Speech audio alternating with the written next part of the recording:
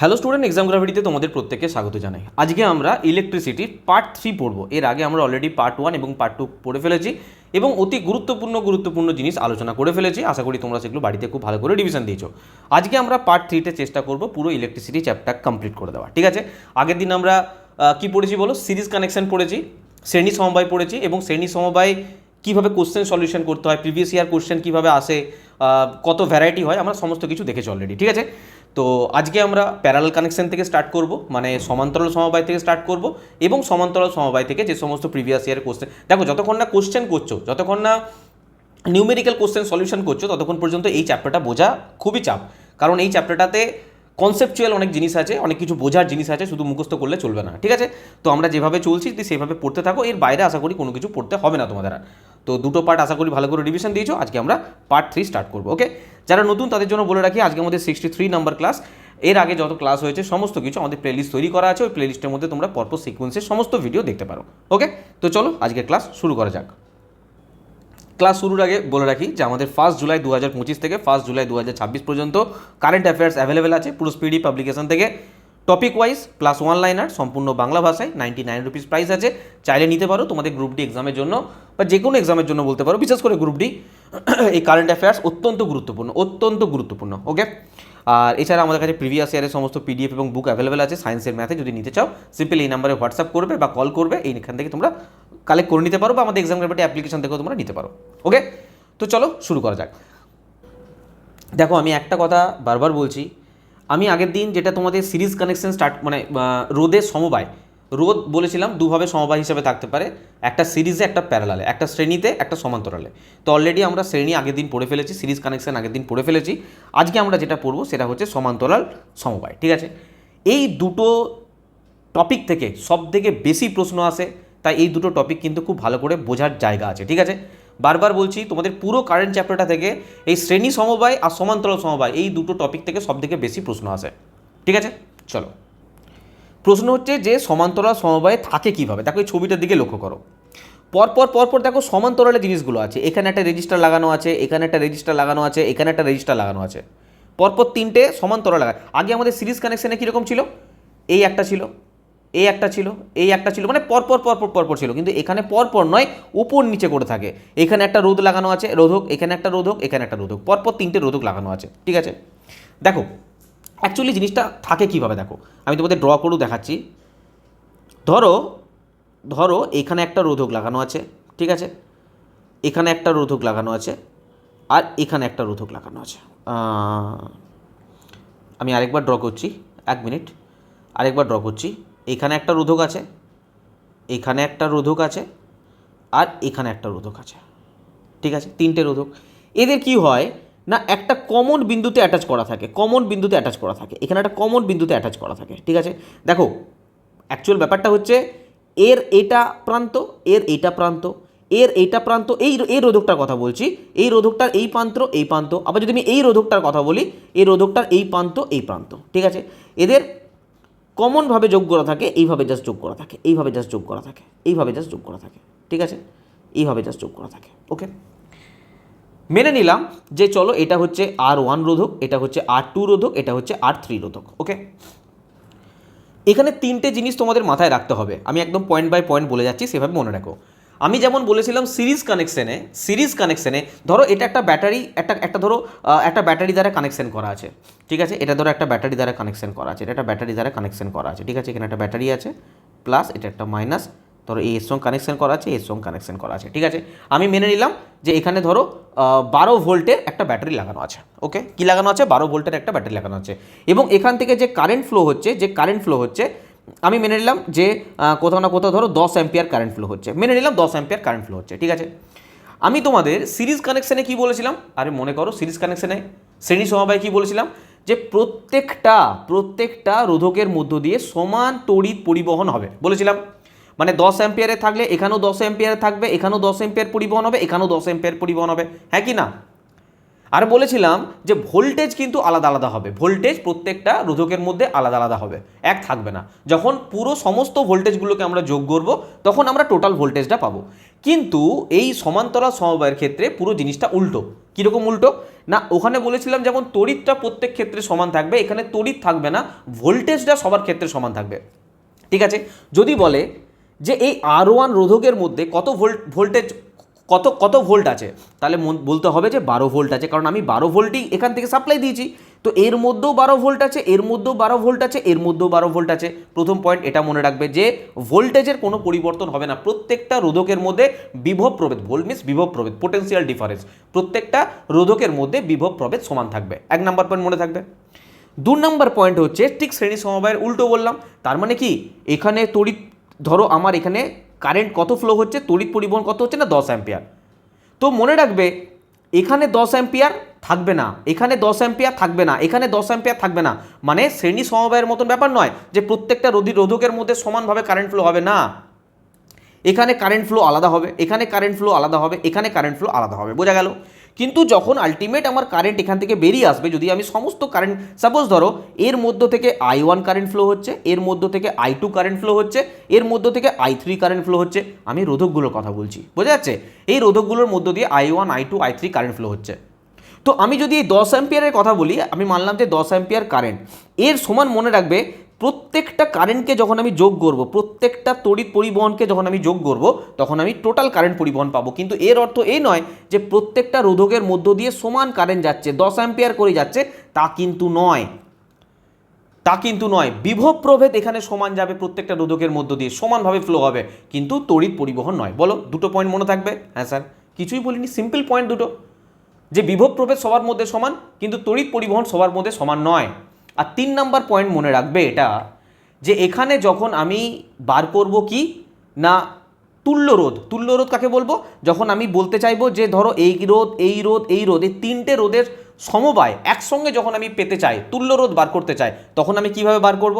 চলো, এখানে জায়গা নেই, আমি নেক্সট স্লাইডে তোমাদের দেখাচ্ছি, আমি এখানেই দেখিয়ে দিচ্ছি, কারণ ছবিটা আবার ড্র করতে হবে, না হলে দেখো এখানে ধরো R1 রোধ আছে, এখানে R2 রোধ আছে, R3 রোধ আছে। যখন আমি ইকুইভ্যালেন্ট রোধ বার করব, তখন এখানে বার করতে হয় R ইকুইভ্যালেন্ট, মানে 1/, বার করতে হয়, মানে 1/R1, 1/R2, 1/R3। বলো, বোঝা গেল? এইভাবে তুল্যরোধ বার করতে হয়। আর যখন আমরা অ্যাকচুয়াল রোধটা বার করে নেবো, তখন এটাকে আমি উল্টে দেবো। কারণ কেন উল্টে দেবো? কারণ এটা 1/, হয়ে আছে। মানে সাপোজ ধরো এখানে এলো, কথা বলছি, 1/15 এলো, ঠিক আছে, 1 ইকুইভ্যালেন্ট, মানে রোধের ইকুইভ্যালেন্ট রোধ, তুল্য রোধ এলো 1/15। তো আমার অ্যাকচুয়াল তুল্য রোধ কত হবে না, শুধু 15 হয়ে যাবে, বোঝা গেল? মানে লাস্টে আমাকে উল্টাতে হবে, এটা কিন্তু ভুলবে না, আমি কোশ্চেন করাবো, এখনই বুঝতে পারবে সব কিছু।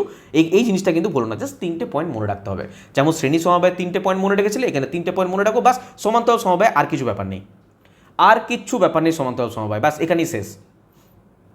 ঠিক আছে, চলো আরেকটা ইম্পর্টেন্ট পয়েন্ট বলে দিই, লেখা আছে, তোমরা লেখাতেও দেখতে পারো। আমাদের এই যে বাড়ির সমস্ত যে লাইট, ফ্যান, টিভি বা অন্যান্য বৈদ্যুতিক সরঞ্জামগুলো যুক্ত থাকে, মনে রাখবে সমান্তরাল সমবায় যুক্ত থাকে, ঠিক আছে? সমান্তরাল সমবায়। দেখবে যদি লাইটটা কেটে যায়, লাইট যদি না জ্বলে, কানেকশান যদি না পায়, তোমার কি ফ্যানটা বন্ধ হয়ে যায়? না, ফ্যান চলে। যদি ফ্যান বন্ধ হয়ে যায়, ফ্রিজটা বন্ধ হয়ে যায় কি? না, চলে। মানে কি, একটা সুইচ যদি তুমি বন্ধ করে দাও, ফ্যানটা বন্ধ করলাম, আমার পুরো কানেকশান বন্ধ হয়ে যাবে? না, কারণ প্যারালালে আছে। ধরো এটা দিয়ে কোনোভাবে কারেন্ট যাচ্ছে না, তো এটা দিয়ে যেতে পারে, এটা দিয়ে যাচ্ছে না, তো এটা দিয়ে যেতে পারে। তো কোথাও না কোথাও আমাদের বাড়ির সিম্পল কোশ্চেন জিজ্ঞাসা করে যে গৃহস্থলীতে যে সমস্ত আমরা লাইট, ফ্যান, টিভি, অন্যান্য বৈদ্যুতিক সরঞ্জাম ইউজ করি, সেখানে কীভাবে যুক্ত থাকে সমস্ত কানেকশন? মনে রাখবে সমান্তরাল সমবায় যুক্ত থাকে, ঠিক আছে? চলো দেখো এখানে কি লেখা আছে পরিষ্কারভাবে বলা আছে, তড়িৎ বর্তনীতে সমান্তরাল সমবায় রোধের সংযোগ বলতে রেজিস্ট্যান্স ইন প্যারালাল, যখন প্যারালালে থাকবে সমান্তরাল সমবায় থাকবে, তার মানে বোঝায় যখন দুই বা ততোধিক রোধকে এমনভাবে যুক্ত করা হয় যাতে প্রতিটি রোধের একটা প্রান্ত একটা সাধারণ বিন্দুতে যুক্ত থাকে। এই যে একটা সাধারণ বিন্দুতে যুক্ত ছিল না, সমস্ত রোধ এইভাবে রোধগুলো ধরো ছিল, এইভাবে রোধগুলো ছিল, তো একটা কমন বিন্দুতে যুক্ত ছিল। দেখো একটা কমন বিন্দুতে যুক্ত ছিল, মানে একটা কমন বিন্দু, একটা কমন বিন্দু দেখো সমস্ত কিছু যুক্ত আছে। তার জন্যই তো ভোল্টেজটা আমাদের সব জায়গায় সমান পাই আমরা, আর তার জন্যই তো তড়িৎ পরিবহনটা সব জায়গায় সমান হয় না, বিভক্ত হয়ে যায়। সেই জন্যই তো এখানে তড়িৎ প্রবাহ একটা ডিফারেন্স হয়, কিন্তু ভোল্টেজটা আমরা সব জায়গায় সমান পাই। বোঝা গেল? এমনভাবে যুক্ত করা হয় প্রতিটি রোধের একটা সাধারণ বিন্দুতে এবং অপর প্রান্ত অন্য একটা সাধারণ বিন্দুতে, মানে মানে এই একটা সাধারণ বিন্দু আর অপর প্রান্তে একটা সাধারণ বিন্দু যুক্ত আছে। দেখো এইটারও এখানে যুক্ত আছে, এই পয়েন্টটাও এখানে যুক্ত আছে, এই পয়েন্টটাও এখানে যুক্ত আছে, এই পয়েন্টটাও এখানে যুক্ত আছে, একটা সাধারণ বিন্দুতে যুক্ত আছে। এর ফলে কি হয় না, এর ফলে প্রতিটা রোধের মধ্য দিয়ে যাওয়ার জন্য তড়িৎ পরিবহন কারেন্ট পৃথক পৃথক পথ থাকে। মানে এটা একটা পথ, এটা একটা পথ, এটা মানে আলাদা আলাদা সমস্ত পথ থাকে, কিন্তু প্রতিটি রোধের দুই প্রান্তের বিভব প্রভেদ প্রতিটি রোধের, মানে আমি যদি ধরো এই পয়েন্টটার বিভব প্রভেদ মাপি, দেখো সেম পাবো। যে কানেকশান দিয়ে যোগ করা থাকবে, ধরো 12 ভোল্ট দিয়ে যুক্ত করা আছে, তো আমি এই কানেকশানেও 12 ভোল্ট পাবো, এইখানেও 12 ভোল্ট পাবো, প্রত্যেকটা জায়গায় আমি 12 ভোল্টই পাবো। ঠিক আছে, বিভব প্রভেদ একই থাকে। বলো বোঝা গেল? চলো চলো দেখো, এখানে বলেছে সমান্তরাল সমবায়ের কিছু বৈশিষ্ট্য আছে। বলছে একই বিভব প্রভেদ থাকবে, যেটা আমি তোমাদের বলে দিলাম, প্রতিটা রোধের দুই প্রান্তে বিভব প্রভেদ সর্বদা সমান থাকবে, মূল যে উৎস আছে ভোল্টেজে তার সঙ্গে সমান হবে। আর তড়িৎ প্রবাহ আলাদা হবে, মূল তড়িৎ প্রবাহ বিভিন্ন শাখায় রোধের মান অনুযায়ী বিভক্ত হয়ে যায়। যেমন আমি যদি কারেন্ট প্রবাহ বলতে চাই, প্রত্যেকটা রোধের মধ্যে যখন আমি যোগ করব, যে I1 I2 I3 I4, যখন সমস্ত কারেন্টকে যোগ করব, মেন যে কারেন্টটা ফ্লো হচ্ছে সেটা আমি পাবো, কিন্তু প্রত্যেকটা রোধে আলাদা আলাদা, প্রত্যেকটা রোধে আলাদা আলাদা। বোঝা গেল? তো বলছে যদি আমি তুল্য রোধ বার করতে চাই, তার ফর্মুলা কি? এটা হচ্ছে তার ফর্মুলা, এটা হচ্ছে তার ফর্মুলা। 1/R1 1/R2 1/R3 এরমভাবে সমস্ত রোধগুলোকে যোগ করতে হবে। লাস্টে উল্টাতে কিন্তু ভুলবে না, এখনই কোশ্চেন করাবো, আমি এতবার বলার পরও দেখো তোমরা নিজেরা ভুল করবে। লাস্টে যখন আমি আর ইকুইভ্যালেন্ট বার করবো, তখন যে 1/, জিনিসটা ছিল না, এটা উল্টে যাবে, এটা উল্টে যাবে। ওকে, চলো, আশা করি পুরো ব্যাপারটা বুঝতে পেরেছো। কতটা বুঝেছো আমি তোমাদের প্রিভিয়াস ইয়ার কোশ্চেন দিচ্ছি, তোমরা নিজেরাই বুঝতে পারবে যে কতটা তোমরা বুঝতে পেরেছো। কোশ্চেনগুলো করে দেখাও। চলো, আচ্ছা, আরেকটা জিনিস এখানে বলা আছে, গৃহস্থলী বিদ্যুৎ সংযোগ, যেটা বললাম যে লাইট ফ্যান সমস্ত কিছু যুক্ত থাকে এর মধ্যে, সুইচ বন্ধ করলে সাজ সরঞ্জাম সমস্ত কিছু, সুইচ বন্ধ করলে অন্য সরঞ্জাম, একটা সুইচ যদি বন্ধ করা হয় অন্য সুইচ মানে অন্য ফ্যান লাইট কি বন্ধ হয়ে যায়? না, বন্ধ হয় না। তো সব যন্ত্র সমানভাবে ভোল্টেজ পায়। চলো অ্যান্সার বলো, এটা অ্যান্সার বলো। বলছে 12 ওহম 6 ওহম 4 ওহমের তিনটি রোধক সমান্তরাল সমবায় যুক্ত আছে, সমতুল্য রোধ কত হবে? বলবে স্যার এটা কোনো ফর্মুলা হলো, আমরা একটা সিম্পল ফর্মুলা লাগিয়ে দেবো, আর ইকুইভ্যালেন্ট তুল্য রোধ বার করবো। 1-এর 12 তিনটে রোধ আছে, 1-এর 6 আর 1-এর 4 তিনটে রোধ আছে। হ্যাঁ, তো ক্যালকুলেশন করো, 4 6 12 আমি কত নিয়ে নেবো বলো? 12 নিয়ে নিচ্ছি। তো 12 1-এ 12, 6 2-এ 12, 4 3-এ 12, কত এলো? 3 2 5 রেখে 6, 6/12 মানে 6 2-এ 12, মানে 1-এর 2। 1/R ইকুইভ্যালেন্ট কত এলো বলো? তুল্য রোধ কত এলো? 1-এর 2, 1-এর 2। তো আমি 1-এর 2 আনসার করবো। দেখো এটা কিন্তু 0.5 হবে, 0.05 কিন্তু অ্যান্সারও আছে, একদম ভুল করবে না। এটা উল্টাতে কিন্তু ভুলবে না কিন্তু। হ্যাঁ, তোমরা যেখানে ভুল করো আমি সেই জায়গাগুলি তোমাদের বারবার দেখেছো, আমি নিজেই ভুল করছি, বারবার বলছি। মানে 2 ওহম হয়ে যাবে রাইট অ্যান্সার, 2 ওহম, ডি হয়ে যাবে এখানে সঠিক অ্যান্সার, 2 ওহম সঠিক অ্যান্সার হয়ে যাবে। ওকে, চলো দেখো, আরআরবি গ্রুপ ডি 2025-এর প্রশ্ন। কোশ্চেন করতে পারছো তো ভয় পাওয়ার কোনো কারণ নেই। ইলেকট্রিসিটি চ্যাপ্টার তোমরা ফালতু ভয় পাও, আজকে আমাদের চ্যাপ্টার কমপ্লিট হবে, তারপর তোমার প্রিভিয়াস ইয়ার কোশ্চেন যে কোনো কোশ্চেন লাগাও, দেখো একদম ভয় পাবে না। মানে আমি এরপর আরও কোশ্চেন দিচ্ছি, তোমরা নিজেরা করার ট্রাই করো, যত কোশ্চেন নিজেরা করতে পারবে না তত কনফিডেন্স বাড়বে। চলো এই কোশ্চেনটা করো, অনেস্টলি এই কোশ্চেনটা করে দেখাও। চলো দেখো, বলছে দুটি রোধ R1 R2 সমান্তরাল সমবায় যুক্ত, তাদের সমতুল্য রোধ কত হবে? এটা একটা ফর্মুলা বলতে পারো এক প্রকার। ঠিক আছে, কী করে আসছে আমি দেখিয়ে দিচ্ছি, আমি ডাইরেক্ট অ্যান্সার বলতে পারি কিন্তু ডাইরেক্ট বলবো না, তোমাদের করে দেখায়। আমাদের ফর্মুলা হচ্ছে আর ইকুইভ্যালেন্ট হচ্ছে 1/R1 আর 1/R2, দুটো রোধ আছে তো, 1/R1 1/R2। ঠিক আছে, দুটো রোধ আছে। তো আমি যদি এখানে ক্যালকুলেশন করি তাহলে আমার কি দাঁড়াচ্ছে দেখো, R1 আর R2 নিচে যাচ্ছে। ঠিক আছে, এখানে আসছে R2 প্লাস R1, বা আমি ঘুরিয়েও লিখতে পারি, একই ব্যাপার, R1 প্লাস R2 একই ব্যাপার, R1 প্লাস R2 লিখতে পারি। তো আর ইকুইভ্যালেন্ট আমার এটা আসছে। তো আমি যদি শুধু আর ইকুইভ্যালেন্ট বলি, মানে তুল্য রোধ শুধুমাত্র বলি, তাহলে উল্টাতে হবে এটা।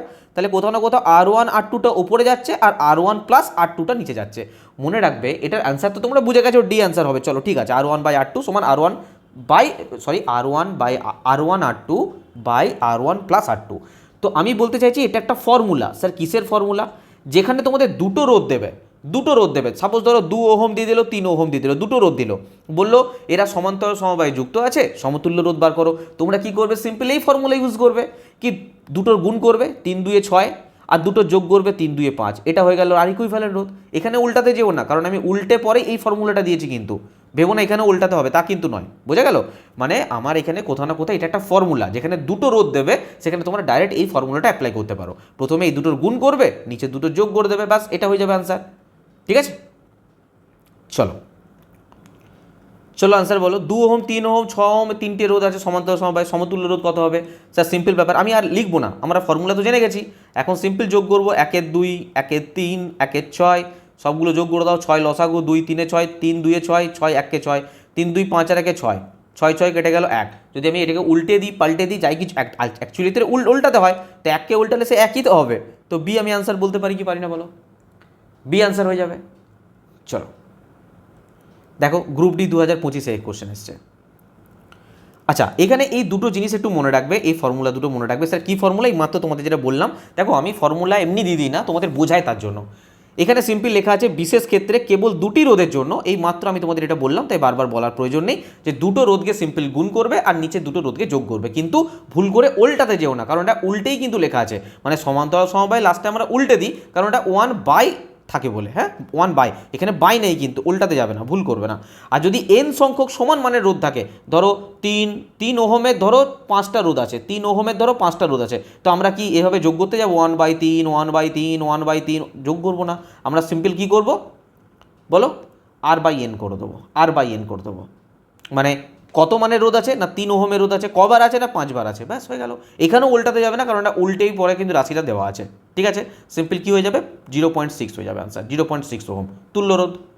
ঠিক আছে, তো যখনই এরকমের অ্যান্সার দেবে যে একই সংখ্যক মানে একই মানের রোধ বারবার দিয়েছে, 5 বার, 6 বার, 7 বার, 8 বার, আমাদের 1/1/1 করে যাওয়ার দরকার নেই, সিম্পল যে মানের রোধটা দিয়েছে আর যতবার দিয়েছে তত দিয়ে ভাগ করে দেবে, বেরিয়ে যাবে। চলো বলো, রোধকগুলি যদি সমান্তরাল সমবায়ে নিচের রোধকগুলি সমান্তরাল সমবায় আছে, আচ্ছা নিচের কোন রাশিটি সমস্ত রোধকের প্রান্তদ্বয়ে সমান থাকবে? বলো, প্রত্যেকটা রোধকের প্রান্তদ্বয়ে সমান থাকবে। আমি এইমাত্র বললাম কি হবে? বিভব প্রভেদ সমান থাকবে। দেখো গ্রুপ ডি 2025-এ আসা প্রশ্ন, ডিটেলসে না পড়লে কোশ্চেন অ্যান্সার দেবে কী করে? 2025-এ কিছুই প্রশ্ন আসেনি, অনেক ইজি প্রশ্ন এসছে, আমি তো প্রিভিয়াস ইয়ার সলিউশন করাচ্ছি, তার তুলনায় 2022-এ অনেক টাফ প্রশ্ন এসেছিল। চলো এটার অ্যান্সার বলো, বলো এটা আনসার বলো। দুটি রোধক আছে R1 আর R2 সমান্তরাল সমবায়ে যুক্ত, তাদের সমতুল্য রোধ বলে দিয়েছে 5 ওহম। আচ্ছা, R1 R2 সমতুল্য রোধ বলে দিয়েছে 5 ওহম। যখন তাদের একটি সরিয়ে নেওয়া হয় তখন সার্কিটের রোধ বেড়ে 10 ওহম হয়ে যায়। তো নিচের কোনটি রোধকের সঠিক মান? দেখো ব্যাপারটা, কোশ্চেনটাকে বোঝো। ধরো এই একটা রোধ আছে, ঠিক আছে, আর এটা এটা এটা ধরো একটা সাধারণ এ দ্বারা যুক্ত আছে, ঠিক আছে, এটা একটা সাধারণ এ দ্বারা যুক্ত আছে, আর এখানে একটা রোধক আছে, এখানে একটা রোধক আছে, ঠিক আছে, ঠিক আছে স্যার। আমি মানলাম যে এই রোধটা হচ্ছে R1 আর এই রোধটা হচ্ছে R2, মানতেই পারি, আমার ব্যাপারে এটা মানতেই পারি আমি R2, ঠিক আছে। তো বলে দিয়েছে একটা জিনিস, বলে দিয়েছে যে দুটো রোধ মানে একটা R1 এর মান দিয়ে দিয়েছে কত? 10 ওহম, এখানে R2 এর মানটা জানতে চেয়েছে, ঠিক আছে। আর একটা রোধ বলছে নিচের কোনটি অপরটি রোধকের সঠিক মান? সমতুল্য রোধ হচ্ছে 5 ওহম, যখন তাদের একটাকে সরিয়ে নেওয়া হয় তখন সার্কিটের রোধ বেড়ে 10 ওহম হয়। আমি মানলাম যে এটা রোধ হচ্ছে 10 ওহম, ঠিক আছে। তো আমাকে R2-র মান বার করতে হবে, অপর একটা রোধের মান বার করতে হবে।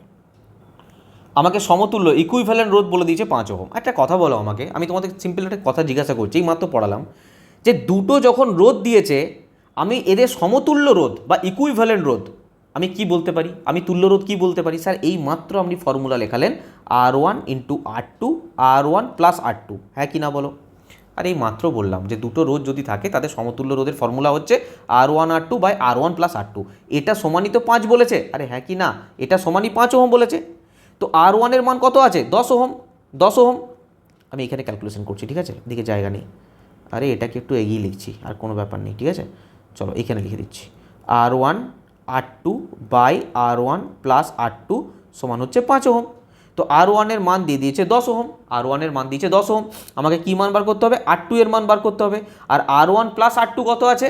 স্যার জানি না, R1 এর মান হচ্ছে 10, R2-র মান আমি জানি না, তো কত বেরোলো? 5, এটা সমান 5 বলে দিয়েছে। তো ক্যালকুলেশন করো। দেখো ক্যালকুলেশন আমি করবো না, আমরা একটু আধটু ম্যাথ তো জানি। আমার দেখো অপশান দেখো, আমি যদি এখানে R2 বসাই 5, আমি R2 কত বসাবো? 5, তো কত আসবে? উপরে আসছে 50 আর নিচে 10 আর 5-এ কত আসছে? 15। তো 50-কে 15 দিয়ে ভাগ করলে কি 5 আসে? না স্যার, তার মানে এই অপশানটা তো হবে না। তাড়াতাড়ি হবে, মানে এমনটা নয় যে টাইম লাগবে। যদি 20 হয়, 20 10 ইন্টু 20 কত হয় 200, আর এখানে 20 আর 10 কত হয় 30। তো 20 200কে 30 দিয়ে ভাগ করলে 5 আসে না স্যার, তার মানে এই অপশানটাও হবে না। যদি 15 বসাই, দেখো 15 দিয়েও হবে না, 10 ইন্টু 15 আর এখানে হচ্ছে 25, তার মানে এই অপশানটাও হবে না। তো 10 যদি বসাই, দেখো 10 ইন্টু 10 আর এখানে 10 10 20, তো 10 10 মানে কি কত 100, তো 20 5 100, দেখো 5 আসছে, হ্যাঁ আসছে, তার মানে এটাই আনসার হয়ে যাবে, 10 ওহম হয়ে যাবে রাইট আনসার। তো মানে দুটোই 10 ওহমের আমার রোধ, ঠিক আছে। আরে বোঝা গেল, আমি পুরো ক্যালকুলেশন করবো না, আর এটা ইজি, মানে এমনটা নয় যে টাইম লাগছে, আমি তোমাদের বোঝাচ্ছি বলে টাইম লাগছে। এটুকু তোমরা ক্যালকুলেশন করতে পারবে না যে 8 এর মান যদি 5 বসায়, তো 10 5 50, 50 আর নিচে হবে 15, তো 50কে 15 দিয়ে ভাগ করলে কি 5 আসে না, তো অপশন নেই।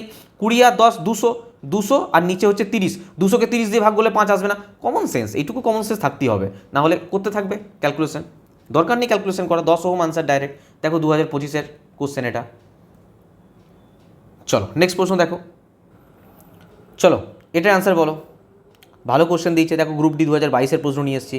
বলছে দুটো রোধ আছে, একটা রোধ হচ্ছে এ, একটা রোধ হচ্ছে এ বি, ঠিক আছে। এখানে অ্যানাউন্সমেন্ট স্টার্ট করে দিয়েছে, এদের কাম ধান্দা নেই, শুধু পার্টি পলিটিক্স, নেতাদের পিছনে ঘুরবে, মার খাবে, এ করবে, ফালতু ঝামেলা, সাইডে অ্যানাউন্সমেন্ট স্টার্ট করে দিয়েছে। আমি বুঝতে পারি না এই ফালতু এই সব মানে করে কি হয়, এদের পড়াশোনার ডিস্টার্ব হয়, যারা পড়ে তাদের ডিস্টার্ব হয়, কিছু না কোনো কিছু থাকবে না, জোর জোর বক্স বাজাবে, ডান্স করবে, এ করবে, ফালতু সিস্টেম বানিয়ে রেখেছে পুরো। চলো এ 10 ওহম, দুটো রোধ আছে, এ আর বি দুটো রোধ আছে, ঠিক আছে, 10 ওহম আর 15 ওহম, দুটি রোধক সমান্তরাল সমবায় যুক্ত আছে, ঠিক আছে। ধরো সমবায় আমি যুক্ত করে দিচ্ছি, আমি তোমাদের ছবি এঁকে বোঝাতে চাই যাতে তোমাদের বুঝতে একদম অসুবিধা না হয়। একটা 10 ওহমের আছে আর একটা 15 ওহমের আছে, ঠিক আছে। তো এদের আমি এদিকে এভাবে যুক্ত করছি,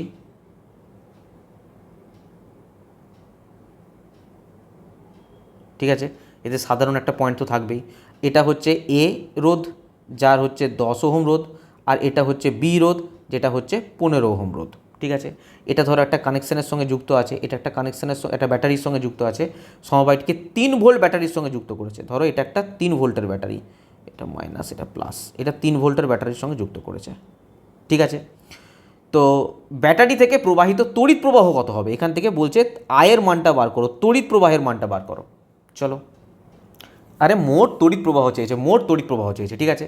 স্যার আমরা ফর্মুলা কি জানি, ভি সমান আই ইন্টু আর, আই সমান কি জানি ভি বাই আর। আমরা ভোল্ট কত দিয়েছে, বিভব প্রভেদ কত দিয়েছে স্যার 3 ভোল্ট দিয়ে দিয়েছে, তো আমি 3 বসিয়ে দেবো।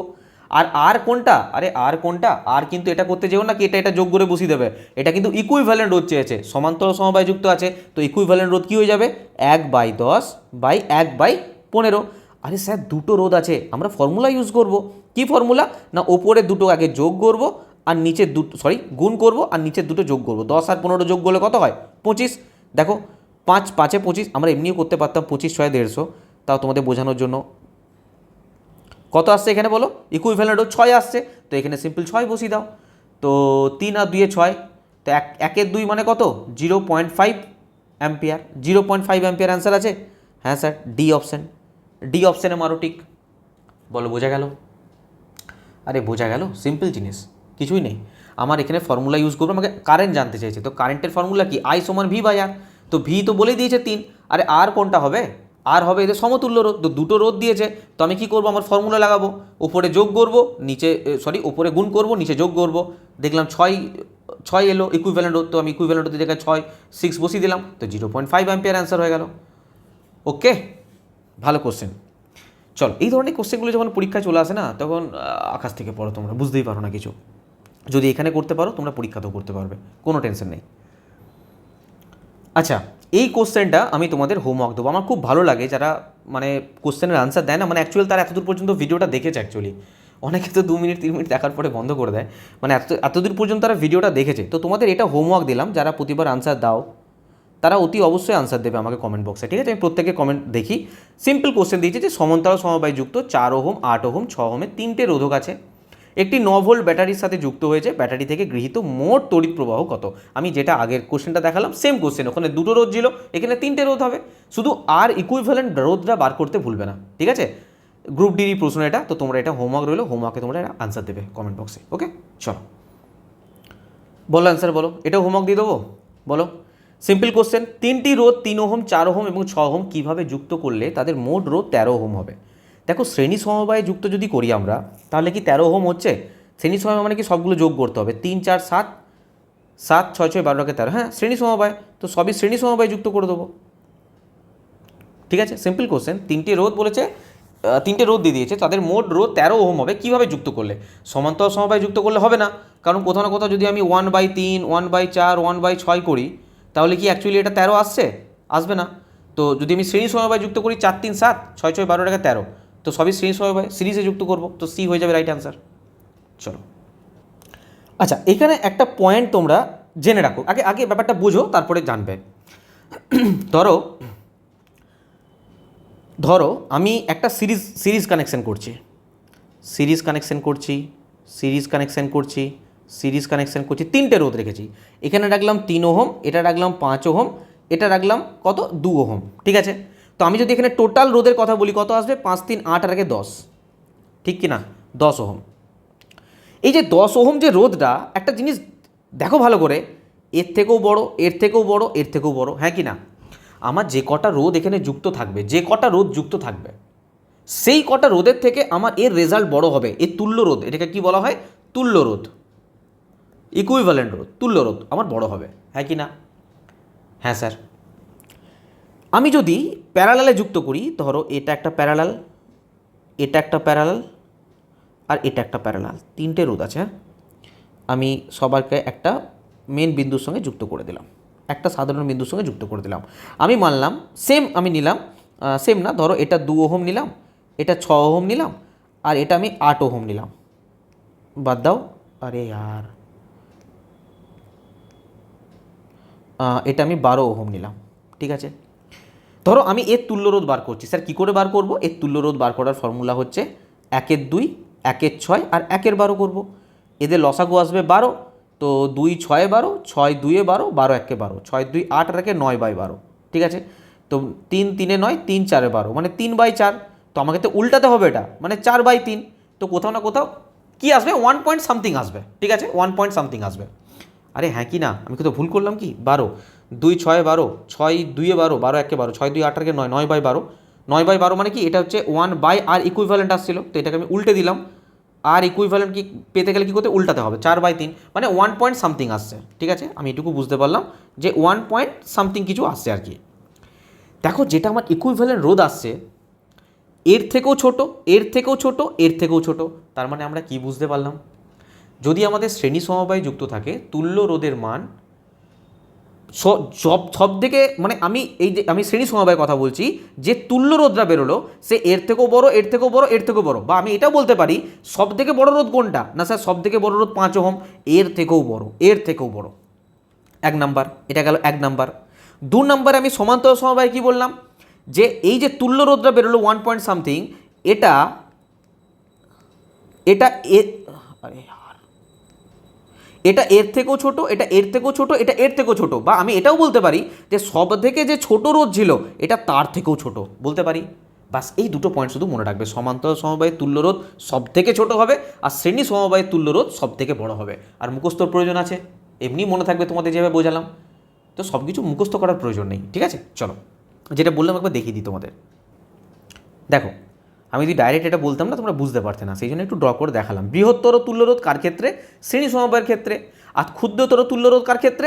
সমান্তরাল সমবায়ের ক্ষেত্রে। ব্যাস, মোট তুল্যরোধের মান সংযুক্ত করলেও ক্ষুদ্রতম রোধের মান অপেক্ষা কম হবে। কার ক্ষেত্রে? সমান্তরাল, প্যারালাল কানেকশন। আর শ্রেণীর থেকে কি না সমস্ত বৃহত্তম রোধের অপেক্ষাও বেশি হবে। যদি তুল্য রোধের মান যদি যুক্ত থাকে, বৃহত্তম রোধটার থেকেও বেশি হবে। মানে শ্রেণী সমবায়ের ক্ষেত্রে বেশি, আর সমান্তরাল সমবায়ের ক্ষেত্রে তুল্যরোধ অলওয়েজ কম হবে। ব্যাস, এই দুটো পয়েন্ট মনে রাখবে। এই দুটো পয়েন্ট থেকে 2025-এ প্রশ্ন এসছে, তাই করিয়ে দিলাম। চলো এটা আনসার বলো তো কী হবে? রোধকগুলি সমান্তরাল সমবায়ের ক্ষেত্রে নিচের কোন মন্তব্যটি সত্য? আরে বলো কোনটা সত্য? কার ক্ষেত্রে বলেছে? সমান্তরাল সমবায়। সমান্তরাল সমবায় সবসময় ক্ষুদ্র হবে, ক্ষুদ্র। মোট রোধ সর্বদা ক্ষুদ্রতম রোধের চেয়েও কম হবে, একদম সঠিক। বৃহত্তম রোধের সমান হবে, এইসব ফালতু কথা। ঠিক আছে, মনে রাখবে মোট রোধ মানে তুল্য রোধ যেটা বেরোবে মোট রোধ সর্বদা ক্ষুদ্রতম রোধের চেয়েও কম হবে, কার ক্ষেত্রে? সমান্তরাল সমবায়ের ক্ষেত্রে। ওকে, চলো আমাদের সমান্তরাল সমবায় এখানে কমপ্লিট হয়ে গেল। আশা করি তোমরা বুঝতে পেরেছো। আমরা ডিটেলসে পড়েছি এবং তার সঙ্গে প্রিভিয়াস ইয়ার কোশ্চেন করেছি, নিউমেরিক্যাল কোশ্চেন করেছি।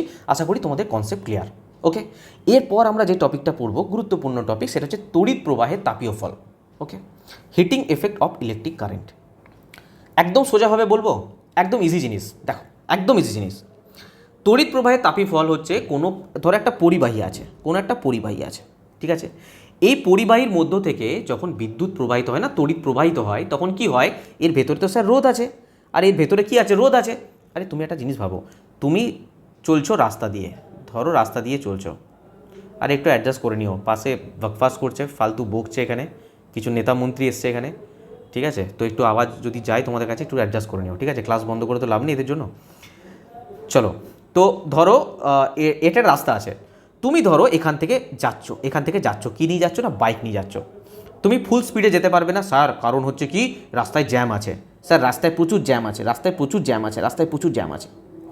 অটোমেটিক কী হবে? তোমার মাথা গরম হয়ে যাবে যে ভাই এত জ্যাম, যেতে পারছি না। ঠিক সেই রকমই ভেবে নাও, আমি জাস্ট এক্সাম্পল দিলাম, যে ধরো এই একটা পরিবাহী আছে, এই পরিবাহীটার মধ্যে কি আছে? স্যার রোধ আছে। তো যখনই এখান থেকে কারেন্ট ফ্লো হবে না, কারেন্ট যখনই ফ্লো হবে, তখনই না এই রোধের জন্য না এখানে কিছুটা তাপের সৃষ্টি হবে। বিদ্যুৎ শক্তি কিছুটা তাপে পরিণত হবে, তাপ শক্তিতে পরিণত হবে এই রোধ থাকার জন্য। তো তার ফলে কি হবে, এই যে পরিবাহীটা আছে না, এই পরিবাহীটা না হিট হয়ে যাবে, উত্তপ্ত হয়ে যাবে। বোঝা গেল? উত্তপ্ত হয়ে যাবে। এই জিনিসটাই হচ্ছে তড়িৎ প্রবাহের তাপীয় ফল। ব্যাস আর কিচ্ছু নয়, সিম্পল জিনিস, যে পরিবাহীর মধ্যে রোধ আছে, যখন কারেন্ট ফ্লো হবে এই রোধের জন্য কি হবে না, ওখানে এই তড়িৎ পরিবাহী যখন পরিবহন হবে, তখন এই রোধের জন্য এর মধ্যে তাপের সৃষ্টি হবে। এই জিনিসটাই হচ্ছে তড়িৎ প্রবাহের তাপের ফল। ব্যাস, ঠিক আছে? সিম্পল একটা ফর্মুলা জেনে রাখবে, এখানে ডাইরেক্ট ফর্মুলা মনে রাখতে পারো, বা আমি একটুখানি বলি তোমাদের, ঠিক আছে? অসুবিধা কী আছে, জানতে তো কোনো অসুবিধা নেই। শোনো, 1 নম্বর হচ্ছে এখানে না জুলের সূত্র বলা হয়। বিজ্ঞানী জেমস প্রেসকট জুল বলে একজন বিজ্ঞানী ছিলেন। ইনি কী করেছিলেন, এটা নিয়ে নানা রকম তথ্য এবং মানে নলেজ দিয়ে সমস্ত কিছু করে ব্যাখ্যা করে বুঝিয়েছিলেন। কি বুঝিয়েছিলেন? প্রথম একটা সূত্র দিয়েছিলেন, তিনি বলেছিলেন যে রোধ আর সময় এই দুটো যদি স্থির থাকে, তাহলে যে তাপের যে প্রবাহ হয়, তাপের প্রবাহ মাত্রা, শোন ভালো করে বুঝবে, রোধ এবং সময় যদি স্থির থাকে, তাহলে উৎপন্ন যে তাপটা হয় সেটা প্রবাহ মাত্রার বর্গের সমানুপাতিক। কি বললাম? ধরো একটা পরিবাহী আছে, একটা পরিবাহী, যদি এখানে রোধ আর সময় স্থির থাকে, প্রথম কথা হচ্ছে রোধ আর সময় যদি স্থির থাকে, তাহলে তাপ প্রবাহ মাত্রার বর্গের সমানুপাতিক। মানে বলতে চাইছে যে I², মানে তাপ যেটা উৎপন্ন হচ্ছে, আমরা H দিয়ে ডিনোট করছি, তাপ এই যে প্রবাহ মাত্রার বর্গের সমানুপাতিক। বোঝা গেছে? এই ক্ষেত্রে তোমাকে কি মনে রাখতে হবে? আর আর টি এই দুটো স্থির, ঠিক আছে? রোধ এবং সময় দুটো স্থির। 2 নম্বরে বলে গেছেন উনি, 2 নম্বরে কি বলে গেছেন যে দেখো, প্রবাহ মাত্রা আর টাইম যদি স্থির থাকে, তাহলে উৎপন্ন তাপ পরিবাহী রোধের সমানুপাতিক। এখানে উৎপন্ন তাপ পরিবাহী রোধের সমানুপাতিক, H সমানুপাতিক R। এখানে কোন দুটো স্থির থাকবে? প্রবাহ মাত্রা এবং টাইম, এই দুটো স্থির থাকবে, ঠিক আছে স্যার? আর 3 নম্বরে ইনি বলে গেছেন যে দেখো, যদি প্রবাহ মাত্রা এবং রোধ স্থির থাকে, তাহলে তাপ সময়ের সমানুপাতিক। বোঝা গেল? এখানে কি স্থির আছে? প্রবাহ মাত্রা এবং রোধ এই দুটো স্থির আছে। এই একটা সূত্র যে প্রবাহ মাত্রার সঙ্গে সমানুপাতিক, এই একটা সূত্র যে তাপ রোধের সঙ্গে সমানুপাতিক, আর এই একটা সূত্র যে তাপ সময়ের সঙ্গে সমানুপাতিক। বলো মনে থাকবে? আর এই 3টে সূত্র যখন একসঙ্গে করে দেবে না, তখনই হয়ে যাবে H সমান I²RT।